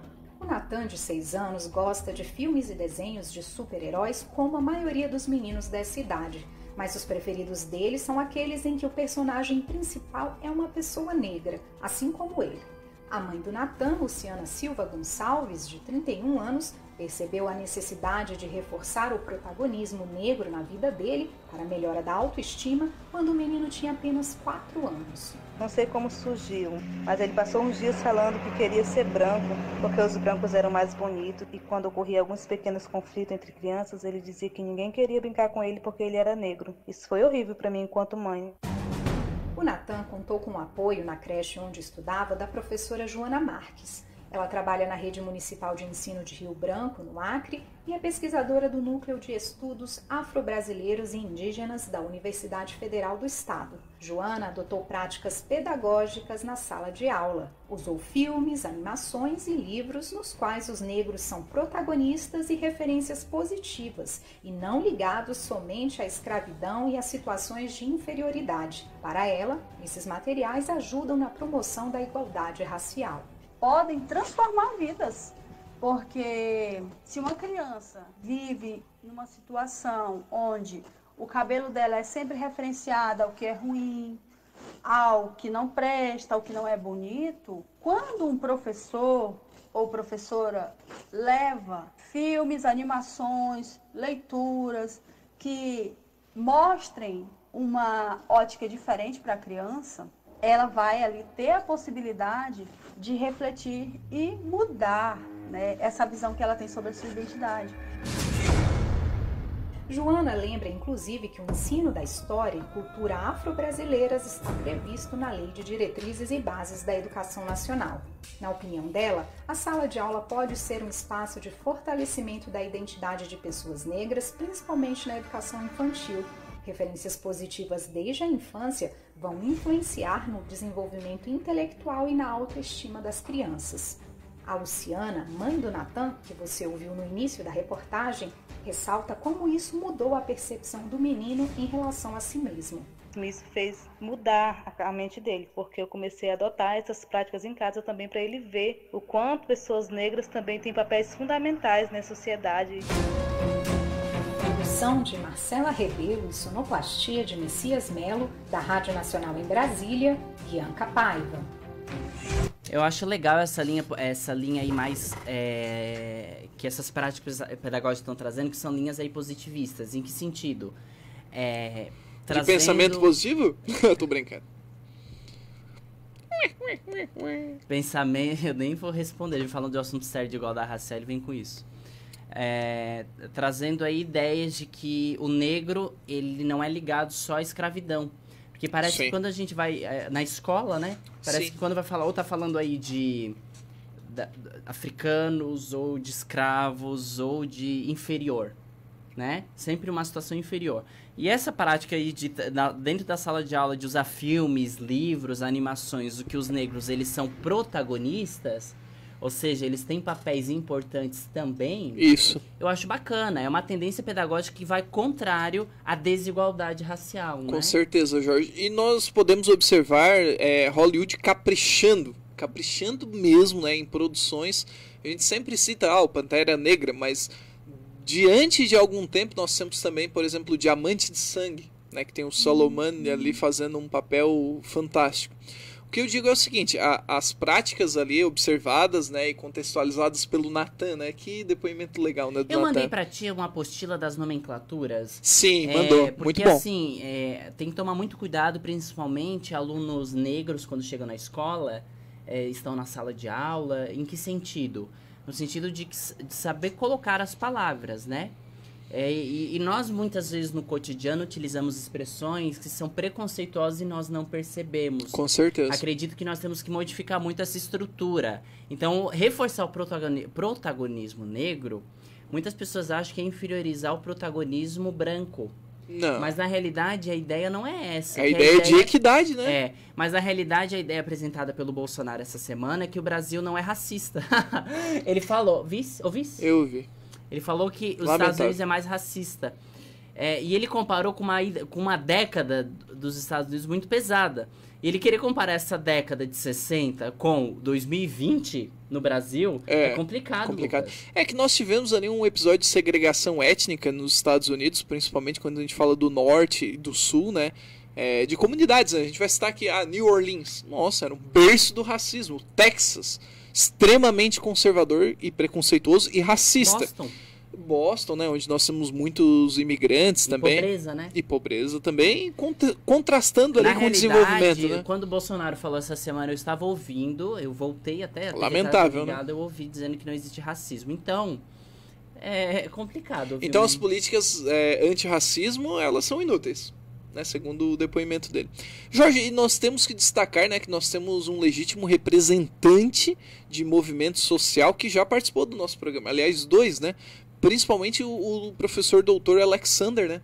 Ele é líder também de movimentos. Ele é ativista na área, né? Um ativista e muito bem embasado, sempre discutindo ideias. Ontem ele participou do Jornal do Almoço, né, na NSC.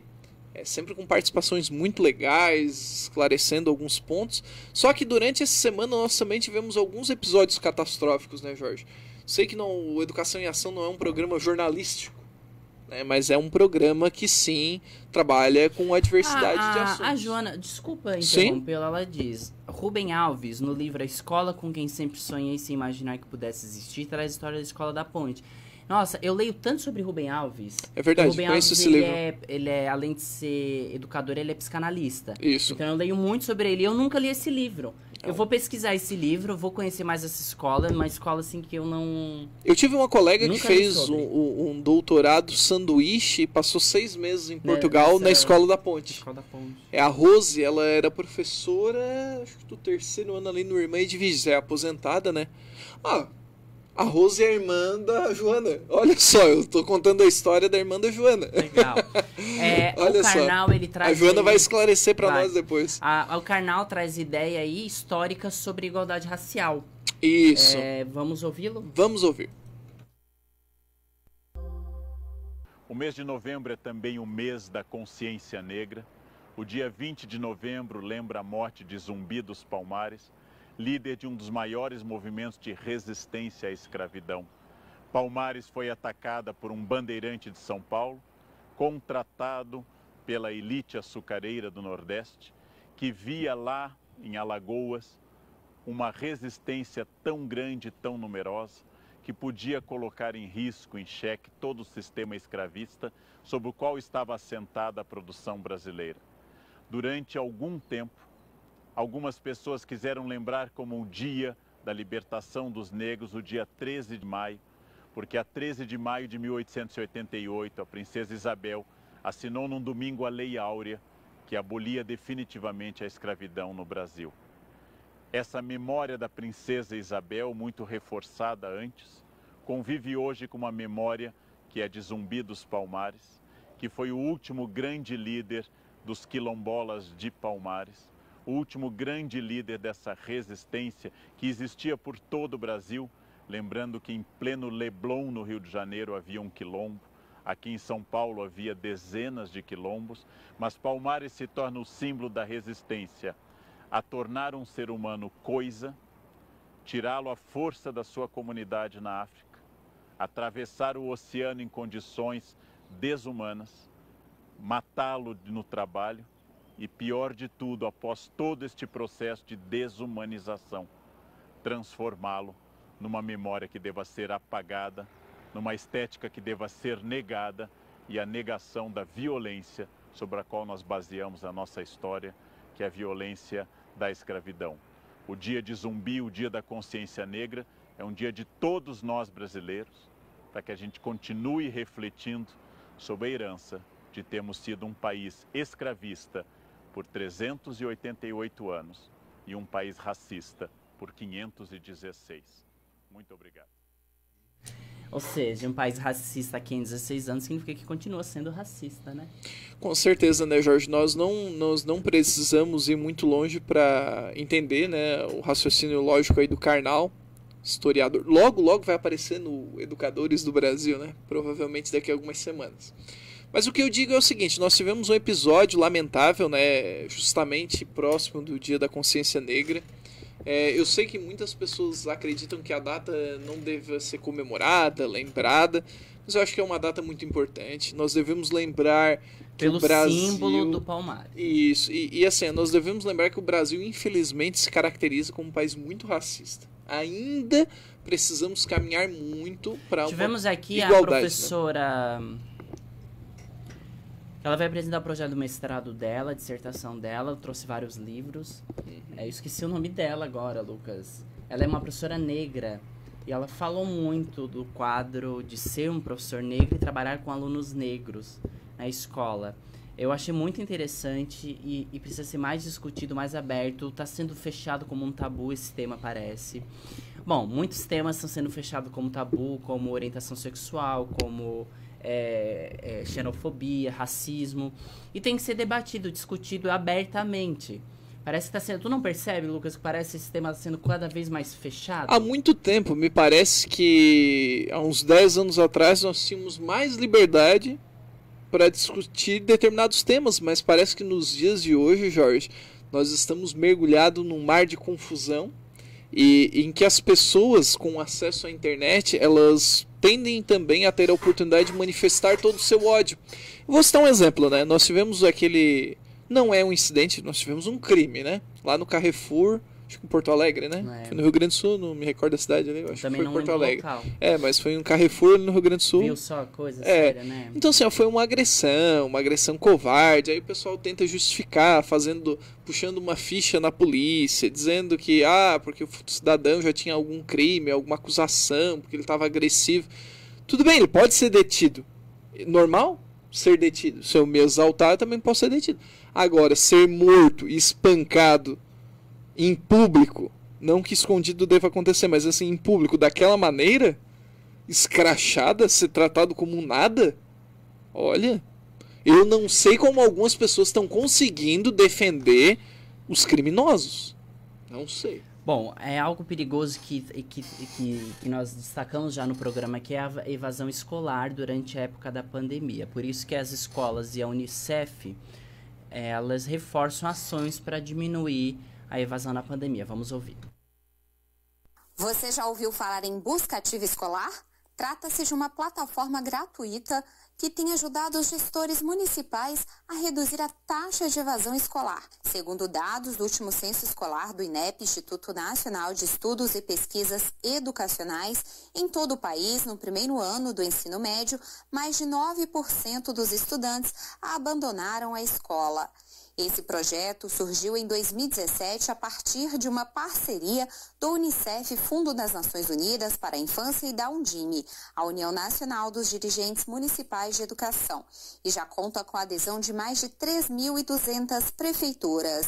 A ideia é ir atrás do aluno que deixou a escola, entender o motivo do abandono e oferecer condições para que ele volte e continue os estudos. Em mais de 3 anos, 78 mil crianças e adolescentes voltaram às salas de aula por causa do programa. Mas o projeto também registra um elevado número de pessoas que desistiram da sala de aula. Quase 300 mil estudantes em todos os cantos do nosso país. Por meio de uma plataforma digital, as prefeituras são orientadas na busca dos alunos desistentes. O chefe de educação do Unicef Brasil explica como acontece. Quando uma criança é identificada como fora da escola, é preciso fazer uma visita técnica, e nessa visita técnica é explorado um pouco mais, com mais profundidade, o motivo que levou a criança ou adolescente a estar fora da escola, e a partir da visita técnica é acionado o sistema de proteção social, seja saúde, assistência social ou mesmo educação, para mitigar aquele problema e que a criança possa ser rematriculada e acompanhada por pelo menos um ano. A coordenadora do programa Busca Ativa Escolar na cidade de Miguel Pereira, no Rio de Janeiro, Liliane Doro, lembra que uma ideia bem simples ajudou no retorno de vários alunos às salas de aula. Outra coisa também que foi muito importante que a gente fez foram reuniões nas unidades escolares com os responsáveis dos nossos alunos faltosos.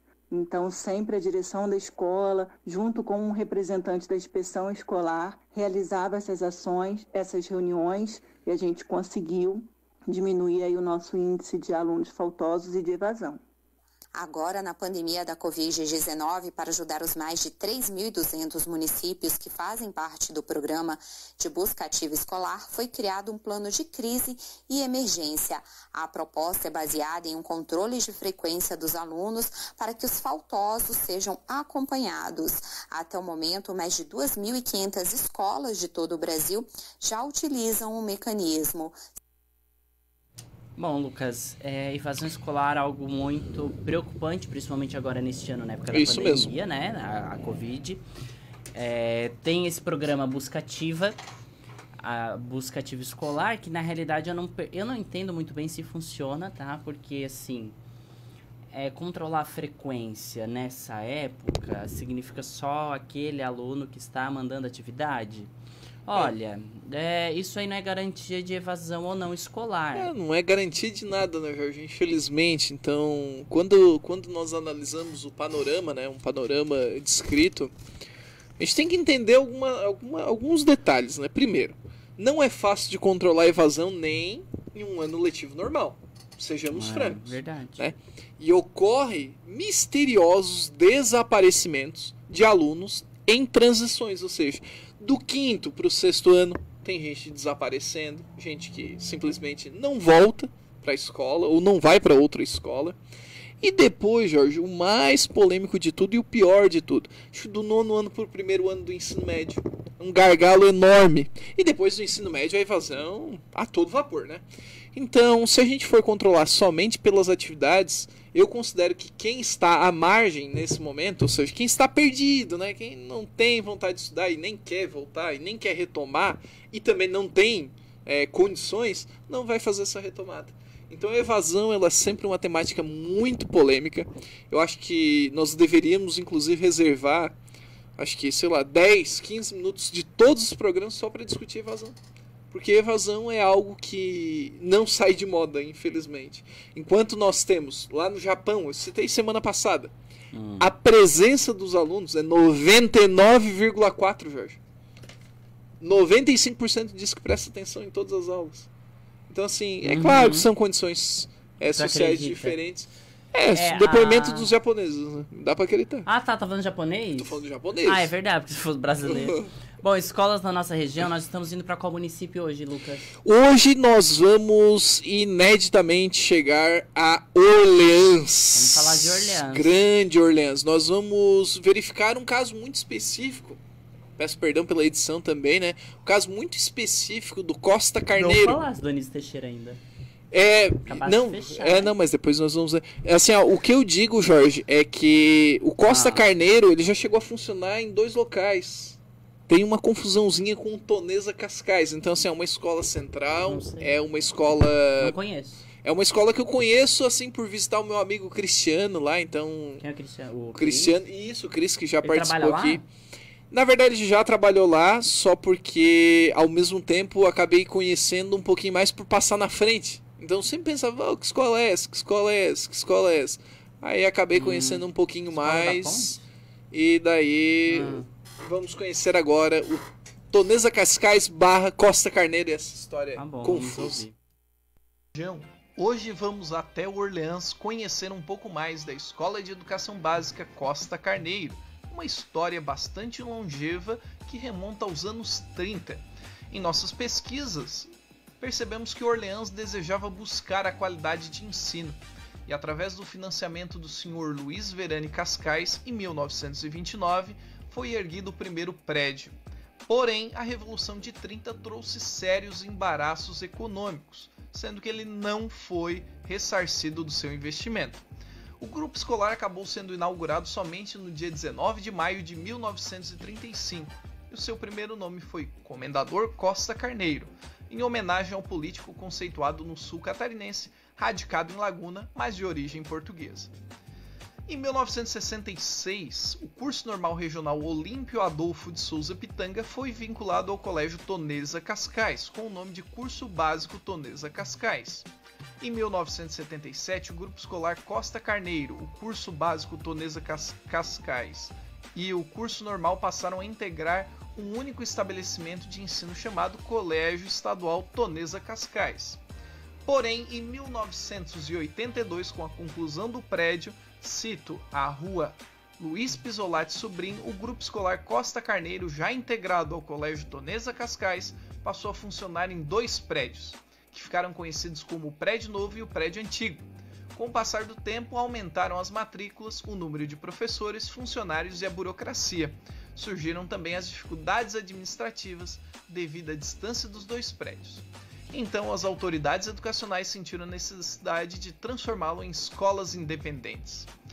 Em 4 de junho de 2002, ocorreu o desmembramento. Em 4 de junho de 2002, ocorreu o desmembramento e a criação da Escola de Educação Básica Costa Carneiro, que passou a atender gradativamente da 1ª até a 8ª série. No ano de 2010, também implantou o seu ensino médio. Após o desmembramento do Colégio Tonesa Cascais, já transformado em Escola de Educação Básica pela nova legislação, os diretores passaram a ser Delane Machado Borges e Maria Aparecida Zanini. Esse foi o Escolas de Nossa Região. Ô Jorge, temos aí uma história bem legal do nosso colégio Costa Carneiro. Eu achei legal, sabe por quê? Imagina uma só escola funcionar em 2 locais. Pois então. Né? Ali na... burocrático, né? Trabalhar assim, né? Muito difícil, muito difícil. E quando eu pesquisei, eu mais ou menos lembrava dessa história, mas eu vou pesquisar para não dar informação falsa. Pesquisar com atenção. E achando ali no histórico, realmente a escola Costa Carneiro teve o tempo todo com Tonesa Cascais. Então, assim, essa história que eu acabei relatando, Jorge, é a história do Tonesa também. Só que ali em 2002, desmembrou e de fato o nosso querido Costa Carneiro passou a funcionar de maneira independente. Mas assim, eram 2 polos. Mas imagina a confusão. Qual é o lucro disso, né? Então, quando a gente fala de escolas na nossa região, é sempre importante conhecer alguns casos curiosos, né? Tem aí o caso do Costa Carneiro, escola de Orleans, que tem outras 2 escolas estaduais bem famosas também. Lucas, vamos falar do Enem? Os estudantes do ensino médio poderão fazer o Enem de forma seriada, sabia? Olha só como vai funcionar isso. Vamos ouvir. O Enem traz novidades em 2021. É que agora os alunos do ensino médio começarão a fazer o exame já na primeira série. Ou seja, não vão precisar esperar até a conclusão do ensino básico para se realizar as provas. O Enem seriado, como é chamado, será mais uma opção para quem quer ingressar na universidade. A modalidade tradicional do Enem vai continuar sendo realizada. Os alunos poderão optar por fazer as provas de forma seriada ou em uma única avaliação ao final do ensino médio, ou ainda até fazer as provas nas duas modalidades. As provas seriadas serão aplicadas nas próprias escolas e em formato digital. No primeiro ano, serão avaliados conhecimentos nas disciplinas de português e matemática. As notas obtidas só poderão ser utilizadas para tentar uma vaga em universidade em 2024, o coordenador-geral de exames para certificação do INEP, Instituto Nacional de Estudos e Pesquisas Educacionais, Anísio Teixeira Eduardo Carvalho, explica a novidade. Então, o Enem também vai funcionar desta forma. Nós vamos ter 2 sistemas de entrada no ensino superior. Um sistema no qual uma quantidade X de vagas vai estar reservada para os alunos que eu vou, daqui para frente, eu vou começar a chamar de Enem seriado. Parte das vagas vai estar reservada para as pessoas que são egressos ou concluintes do terceiro ano, que também terão o direito de fazer o Enem tradicional. Segundo Eduardo, o formato das questões também vai mudar. Então, vão ter questões de resposta construída, no qual o aluno vai ter uma situação, ele vai ter que construir sua resposta. Vai ter questões que ele vai ter que escrever, que ele vai ter que julgar, que é uma das habilidades que estão sendo solicitadas na BNCC, comparar, analisar.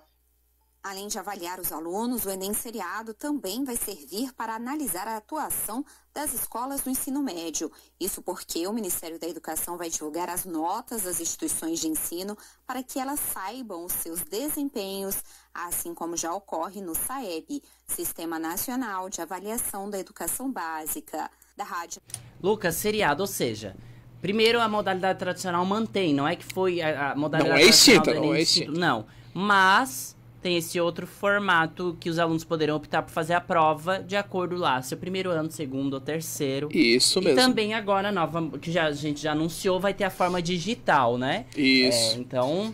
E ali, Jorge, importante lembrar que algumas competências que ficavam, na minha opinião, escondidas, né? Porque tu tinha que analisar, diagnosticar, apresentar solução de problemas, elas de fato vão aparecer com as palavras dos estudantes. Porque tu tinha que solucionar problemas, mas isso se resumia a uma redação, não que a redação não seja importante, continua sendo muito importante, mas a resolver questões objetivas. Assinalando, né? Agora não, agora tem dissertativos.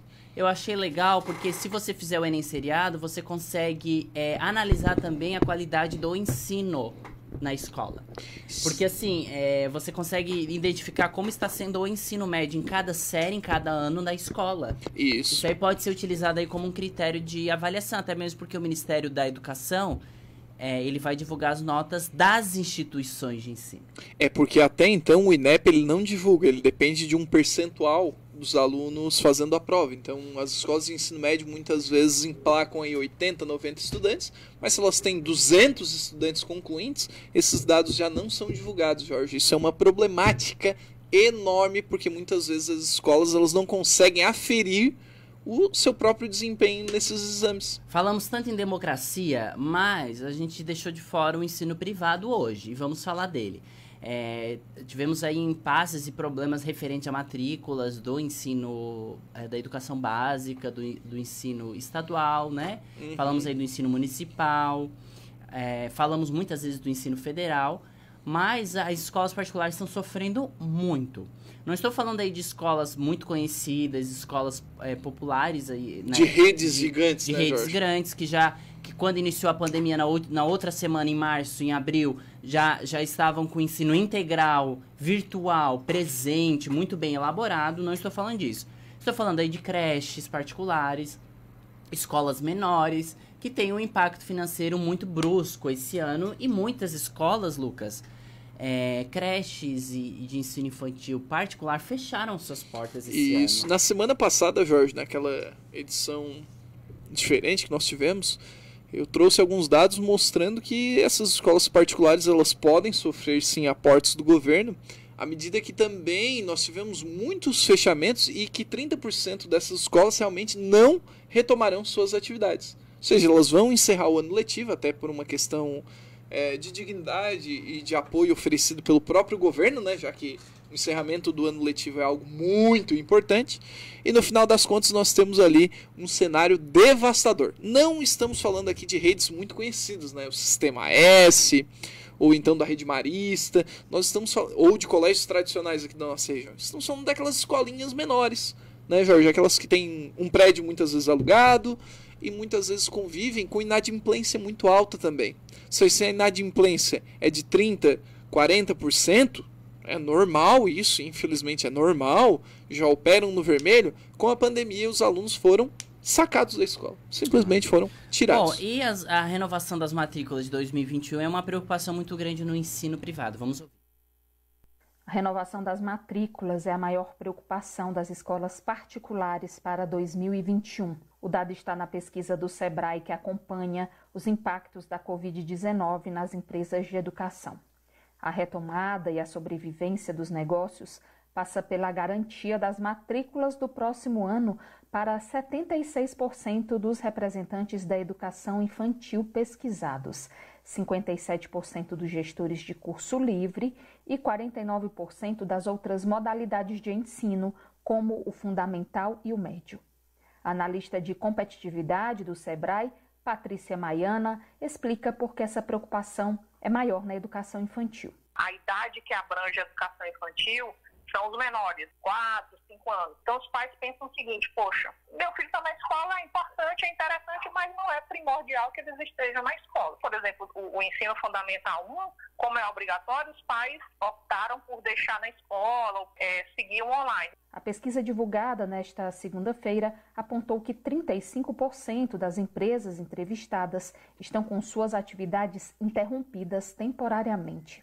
Segundo a analista, escolas que trabalham bem a comunicação com os pais têm mais sucesso em manter as matrículas. Aquelas escolas que têm um canal de comunicação aberto, que estão informando, principalmente agora na retomada, né, a gente tem aí em torno de 19 estados que retomaram as aulas presenciais. Então, assim, as escolas que foram muito claras com os pais nesse período, que prestaram toda assistência, que entraram em contato, ainda que no período em que as aulas estavam online, elas perderam menos alunos, elas conseguiram manter um número considerável de alunos e, consequentemente, para as matrículas de 2021 isso facilita. De acordo com o estudo, o comprometimento e a adaptação de pais e alunos foi apontado como um dos maiores desafios para a implantação do ensino remoto em 65% das escolas de educação infantil. A pesquisa Impactos da Covid-19 nas empresas de educação foi realizada online de 27 de agosto a 14 de setembro, com 328 empresários do ramo de educação de 23 estados e do Distrito Federal, com produção de... Lucas, situação complicada, pesquisa do Sebrae acompanhando aí os impactos nas escolas particulares, as matrículas, a retomada vai ser muito dificultosa, principalmente porque muitos pais, eles têm colocado na rede estadual, municipal, seus alunos da rede particular, porque não tem dinheiro mesmo. A situação financeira foi tão impactante e as escolas aí particulares sofreram aí terrivelmente. Muitos líderes aí de sindicâncias foram atrás de ajuda governamental, ajudas governamentais, por sinal, de vários setores. Mas, infelizmente, muitos... Mas, assim, o ensino privado também é uma empresa, como outras também tiveram seus problemas. Isso mesmo. Então, é o risco que corre, né, em ter... Mas tem que, sim, ser feito algo, olhar... Porque, assim, né, Jorge, a educação, ela não pode ser tratada de qualquer maneira. A gente não pode simplesmente... Algumas pessoas desejam isso, né? Se vira porque a vaga vai ter... A matrícula é universal no Brasil, ou seja... Se houvesse um movimento em massa, os governantes dariam um jeito e seria dado um jeito para todo mundo estudar. Isso é obrigatório. O ano letivo começaria de alguma forma. Mesmo que o governo tivesse que alugar um prédio para recepcionar e para colocar todos os estudantes. Teria um jeito, tá, Jorge? Teria um jeito. Só porque assim, é muito triste quando tu vê empregos, quando tu vê as pessoas tendo sonhos não realizados. Eu digo sonho, Jorge, porque assim, ó, tu imagina, muitas vezes tu tem uma escola há 5, 7, 10 anos. Aí de repente vem a pandemia. Aí tu tem que continuar pagando os professores, tu tem que enfrentar a inadimplência. É um momento delicado. Teve ali a oportunidade de reduzir salário e algumas escolas, né, fizeram isso justamente. Só porque, Jorge, é um desafio, né? É um desafio. Como é que essas escolas vão se virar em um momento tão delicado? É um desafio muito grande. E a gente vai ter mais desdobramentos, né? Não vai ser hoje que nós vamos compreender toda essa situação. Mas eu acredito principalmente no estado de São Paulo, que a quebradeira nas escolas privadas foi muito grande, muito grande. O ensino privado no Brasil, ele sai muito enfraquecido, né? Vai sair muito enfraquecido no pós-pandemia. Tô com fome, Lucas. Eu tô aqui eu não almocei hoje, porque a gente tava em reunião de pauta, eu não almocei. Agora eu tô aqui com que fome. Azar o seu, né, Jorge? Eu tô com fome. Aí eu abro lamento o Instagram, muito, lamento tem muito. uma foto de uma picanha. Ao invés de prestigiar as mensagens dos nossos ouvintes, tu tá observando comida. Falando nisso, Lucas, eu sei que no Educadores do Brasil hoje, você separou alguém que o nome dele é de uma instituição, por sinal. Opa! Uma instituição, é do INEP? Na verdade ele presidiu o INEP, a gente vai conhecer um pouquinho mais sobre Anísio Teixeira. Instituto Anísio Teixeira também. Instituto Anísio Teixeira. Vamos ouvir um pouquinho o que o Lucas nos trouxe de informações. Vamos ver, são verídicas as informações, Lucas? Totalmente procedentes, então com certeza. Educadores do Brasil. Hoje vamos conhecer um pouco mais sobre Anísio Teixeira, importante teórico da educação no Brasil, idealizador de grandes mudanças que ocorreram na educação brasileira no século XX. Fez parte do movimento de renovação do ensino, chamado de Escola Nova. Seu nome completo é Anísio Spínola Teixeira. Nasceu em 1900 e faleceu em 1971. Nasceu no sertão baiano, em uma cidade chamada Caetité, no dia 12 de julho de 1900. Filho de fazendeiros, estudou no colégio jesuíta São Luís Gonzaga, em sua cidade natal. Em 1914, ingressou no colégio Antônio Vieira, em Salvador. Sua formação: Anísio Teixeira cursou Direito pela Universidade do Rio de Janeiro, formou-se em 1922. De volta à Bahia, em 1924, foi nomeado inspetor-geral de ensino. No ano seguinte, viajou pela Europa, conhecendo vários sistemas de ensino. Esteve na Espanha, Bélgica, França e também a Itália. Em 1927, foi aos Estados Unidos buscar conhecimento sobre novas ideias, como a do pedagogo John Dewey. Em 1928, voltou aos Estados Unidos e no ano seguinte graduou-se Teacher College, na Universidade de Columbia, em Nova York, onde foi discípulo de John Dewey. Nesse mesmo ano, ingressou ao Brasil e assumiu a cadeira de Filosofia e História da Educação na Escola Normal de Salvador. Em 1931, voltou ao Rio de Janeiro, trabalhando como funcionário do Ministério da Educação e Saúde Pública, sendo depois diretor-geral do Departamento de Educação do Distrito Federal. Dentre suas realizações, Anísio fez parte de um grupo de educadores interessados em remodelar o ensino no país. O movimento foi chamado Escola Nova e ganhou grande proporção de acordo com o Manifesto da Escola Nova, publicado em 1932. Em 1935, criou a Universidade do Distrito Federal. Em 1936, foi perseguido pela ditadura de Getúlio Vargas, sendo demitido do cargo e em seguida regressando à Bahia. Em 1946, foi nomeado conselheiro do ensino superior da Unesco. Em 1947, assumiu a pasta da educação no estado da Bahia. Nesse período, criou a Escola Parque em Salvador, se tornando um novo modelo de educação integral. De 1952 até 1964, foi diretor do INEP, Instituto Nacional de Estudos Pedagógicos, realizando trabalhos para a valorização da pesquisa educacional no país. Em 1955, criou o Centro Brasileiro de Pesquisa Educacionais e centros regionais em São Paulo, Minas Gerais, Rio Grande do Sul, Bahia e Pernambuco. No final dos anos 50, Anísio Teixeira participou de debates para a implantação da Lei de Diretrizes e Bases. Junto a Darcy Ribeiro, fundou a UNB, Universidade de Brasília, a qual foi reitor entre 1963 e 64. Com a chegada do governo militar, deixou o instituto e voltou aos Estados Unidos, lecionando na Universidade de Colômbia e também na Universidade da Califórnia. Em 66, volta ao Brasil como consultor da Fundação Getúlio Vargas, recebendo o título de professor emérito da Universidade Federal do Rio de Janeiro. Anísio Teixeira faleceu no Rio de Janeiro em circunstâncias misteriosas no dia 11 de março de 1971. Dentre algumas de suas famosas frases, temos: como a medicina, a educação é uma arte, e a arte é algo de muito mais complexo, de muito mais completo que uma ciência. Educar é crescer, e crescer é viver. Educação é, assim, vida no sentido mais autêntico da palavra.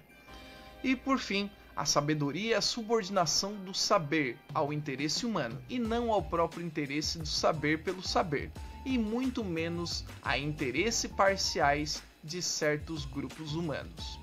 Dentre suas principais obras temos Aspectos Americanos da Educação, de 1928, Educação Progressiva, de 1932, A Universidade e a Liberdade Humana, de 1954, A Educação e a Crise Brasileira, de 1956, e A Educação no Mundo Moderno, 1969. Sua última obra foi Pequena Introdução à Filosofia da Educação, em 1971. Esse foi o Educadores do Brasil, conhecendo um pouco mais sobre a história de Anísio Teixeira. Lucas, por que a escolha do Anísio Teixeira? Bom, Jorge, ele é um dos grandes educadores do Brasil, realmente, assim, em termos, tem uma obra muito legal. E outra, né, ele participou do movimento da Escola Nova. Educação progressista é dele, não é? Na verdade a gente pode colocar que as propostas são progressistas, né, mas na realidade escola novista seria o correto. É uma tendência pedagógica que findou, né, em pouco tempo, porque realmente tinha um manifesto pela educação, né, pela educação nova. Ele era um dos postulantes ali a implementar modificações que tornassem realmente a educação eficaz para o momento, né, que o Brasil vivia. A gente não pode esquecer que até a década de 30 o Brasil ele não tinha um processo industrial sequer consolidado. Então tem a Escola Parque, né, na Bahia, né, o Anísio Teixeira é baiano. E é importante a gente lembrar que a obra do Anísio Teixeira não se resume só a livros, mas há muita concretude política. Enquanto Paulo Freire tem, né, uma linha teórica de inspirar outros, o Anísio Teixeira não tem, talvez, concepção, assim, não tenha escrito tantas obras, não tenha desenvolvido tantas obras, ao mesmo tempo que na prática ele acabou sendo realmente eficaz, né? Essa Escola Parque existe até hoje. A Escola Parque não funciona, talvez, ela não funciona da maneira que ele idealizou nos dias de hoje. O próprio INEP, né? O próprio INEP, a criação do INEP, o trabalho que ele desenvolveu no INEP, fantástico. Então, acho que Educadores do Brasil foi bem representado nessa semana, porque o Anísio Teixeira realmente já foi até homenageado em uma nota, se eu não me engano, nota de Cruzeiro Real. Mas eu vou buscar aqui para dar a informação certinha pro pessoal. Vamos falar das eleições para encerrar, Lucas? Vamos. O Cocal do Sul teve o Fernando Favre do MDB com o seu vice. Eu gosto de deixar bem frisado quem é o vice. O nosso vice é o Hamilton Mourão, pô! É o Eric do PL. Como que vai ser essa conversa entre o MDB e o PL, né? Não sei! Bom, vamos lembrar do plano de governo. O Fernando Favre, na sua campanha, ele trouxe aí um plano de governo para a educação. E nós separamos esse plano de governo para relatar novamente no programa. Educação e ação é vanguardista. Já separamos o plano do cara. Já separamos o plano, porque esse plano vai ser muito bem comentado durante toda a trajetória dele como prefeito. E você aí que votou nele, lembre-se o que ele prometeu para a educação e cobre. Com certeza ele vai cumprir, né? Ele não tem por que não cumprir, né? Quem promete, cumpre, né? No Brasil nós temos um grave problema com promessas, mas... Bom, a A proposta dele, o plano de governo dele para a educação, inicia, Lucas, com algo bem interessante, que é a cidade educadora. Certo. Ele diz que a cidade educadora é aquela que busca, de forma permanente, valorizar seu espaço e seus cidadãos. Aí ele diz que vai ampliar o ensino em tempo integral. Eu gostei que ele falou gradativamente, então ele já... Né, já deixou bem claro que não é tão fácil assim. Não é rápido tá, assim. Legal. Melhorar a infraestrutura física. Não é redundante não, está correto, mas é um desafio. Infraestrutura... Do que? Infraestrutura de ensino?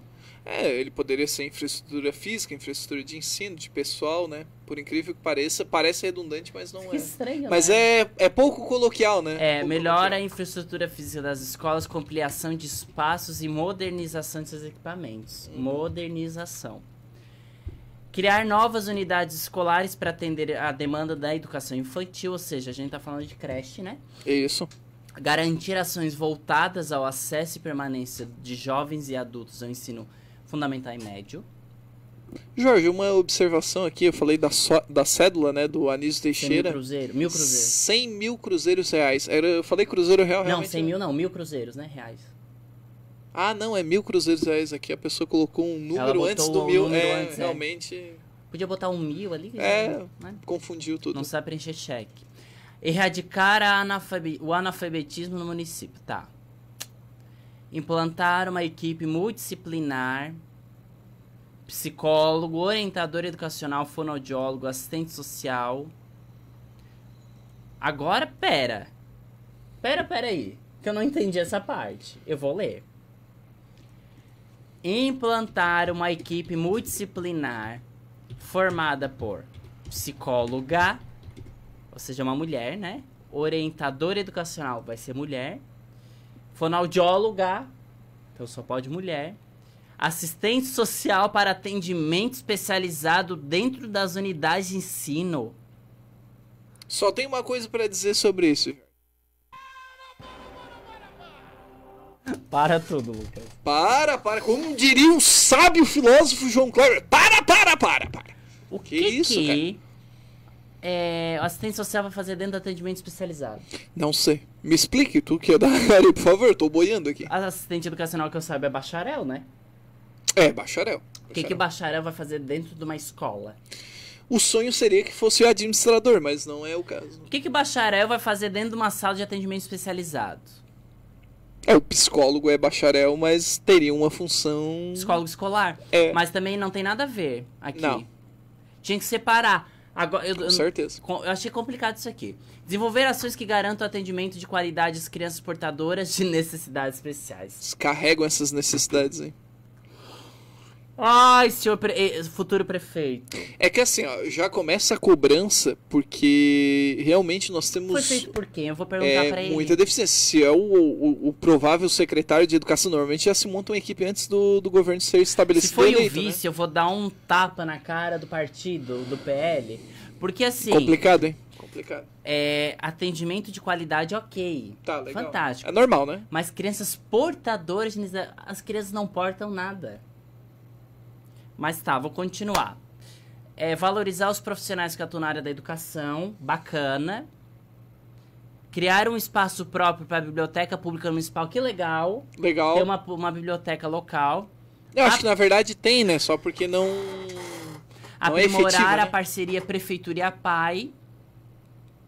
Isso aí nos leva a uma discussão bem grande, principalmente agora com essa questão dessa nova lei de atendimento educacional. Garantir internet de qualidade em todas as unidades escolares. E conceder bonificação anual ao magistério vinculado ao cumprimento de metas à melhoria dos resultados escolares do IDEB. Aqui tá IDB, que é o IDEB, né? Ele quis falar o IDEB, eu acho, Lucas. Lembrando que Cocal do Sul, o IDEB de Cocal do Sul está muito bom. Nós vimos esses dias. Olha, a manutenção do que tem para 4 anos seria o suficiente para ele se vangloriar. Eu já te digo já de antemão para ver como tá bom. Eu vou pedir para ele se ele tem como colocar no legislativo, ou solicitar ao legislativo, o intérprete de Libras na Câmara Municipal de Vereadores. Não tem.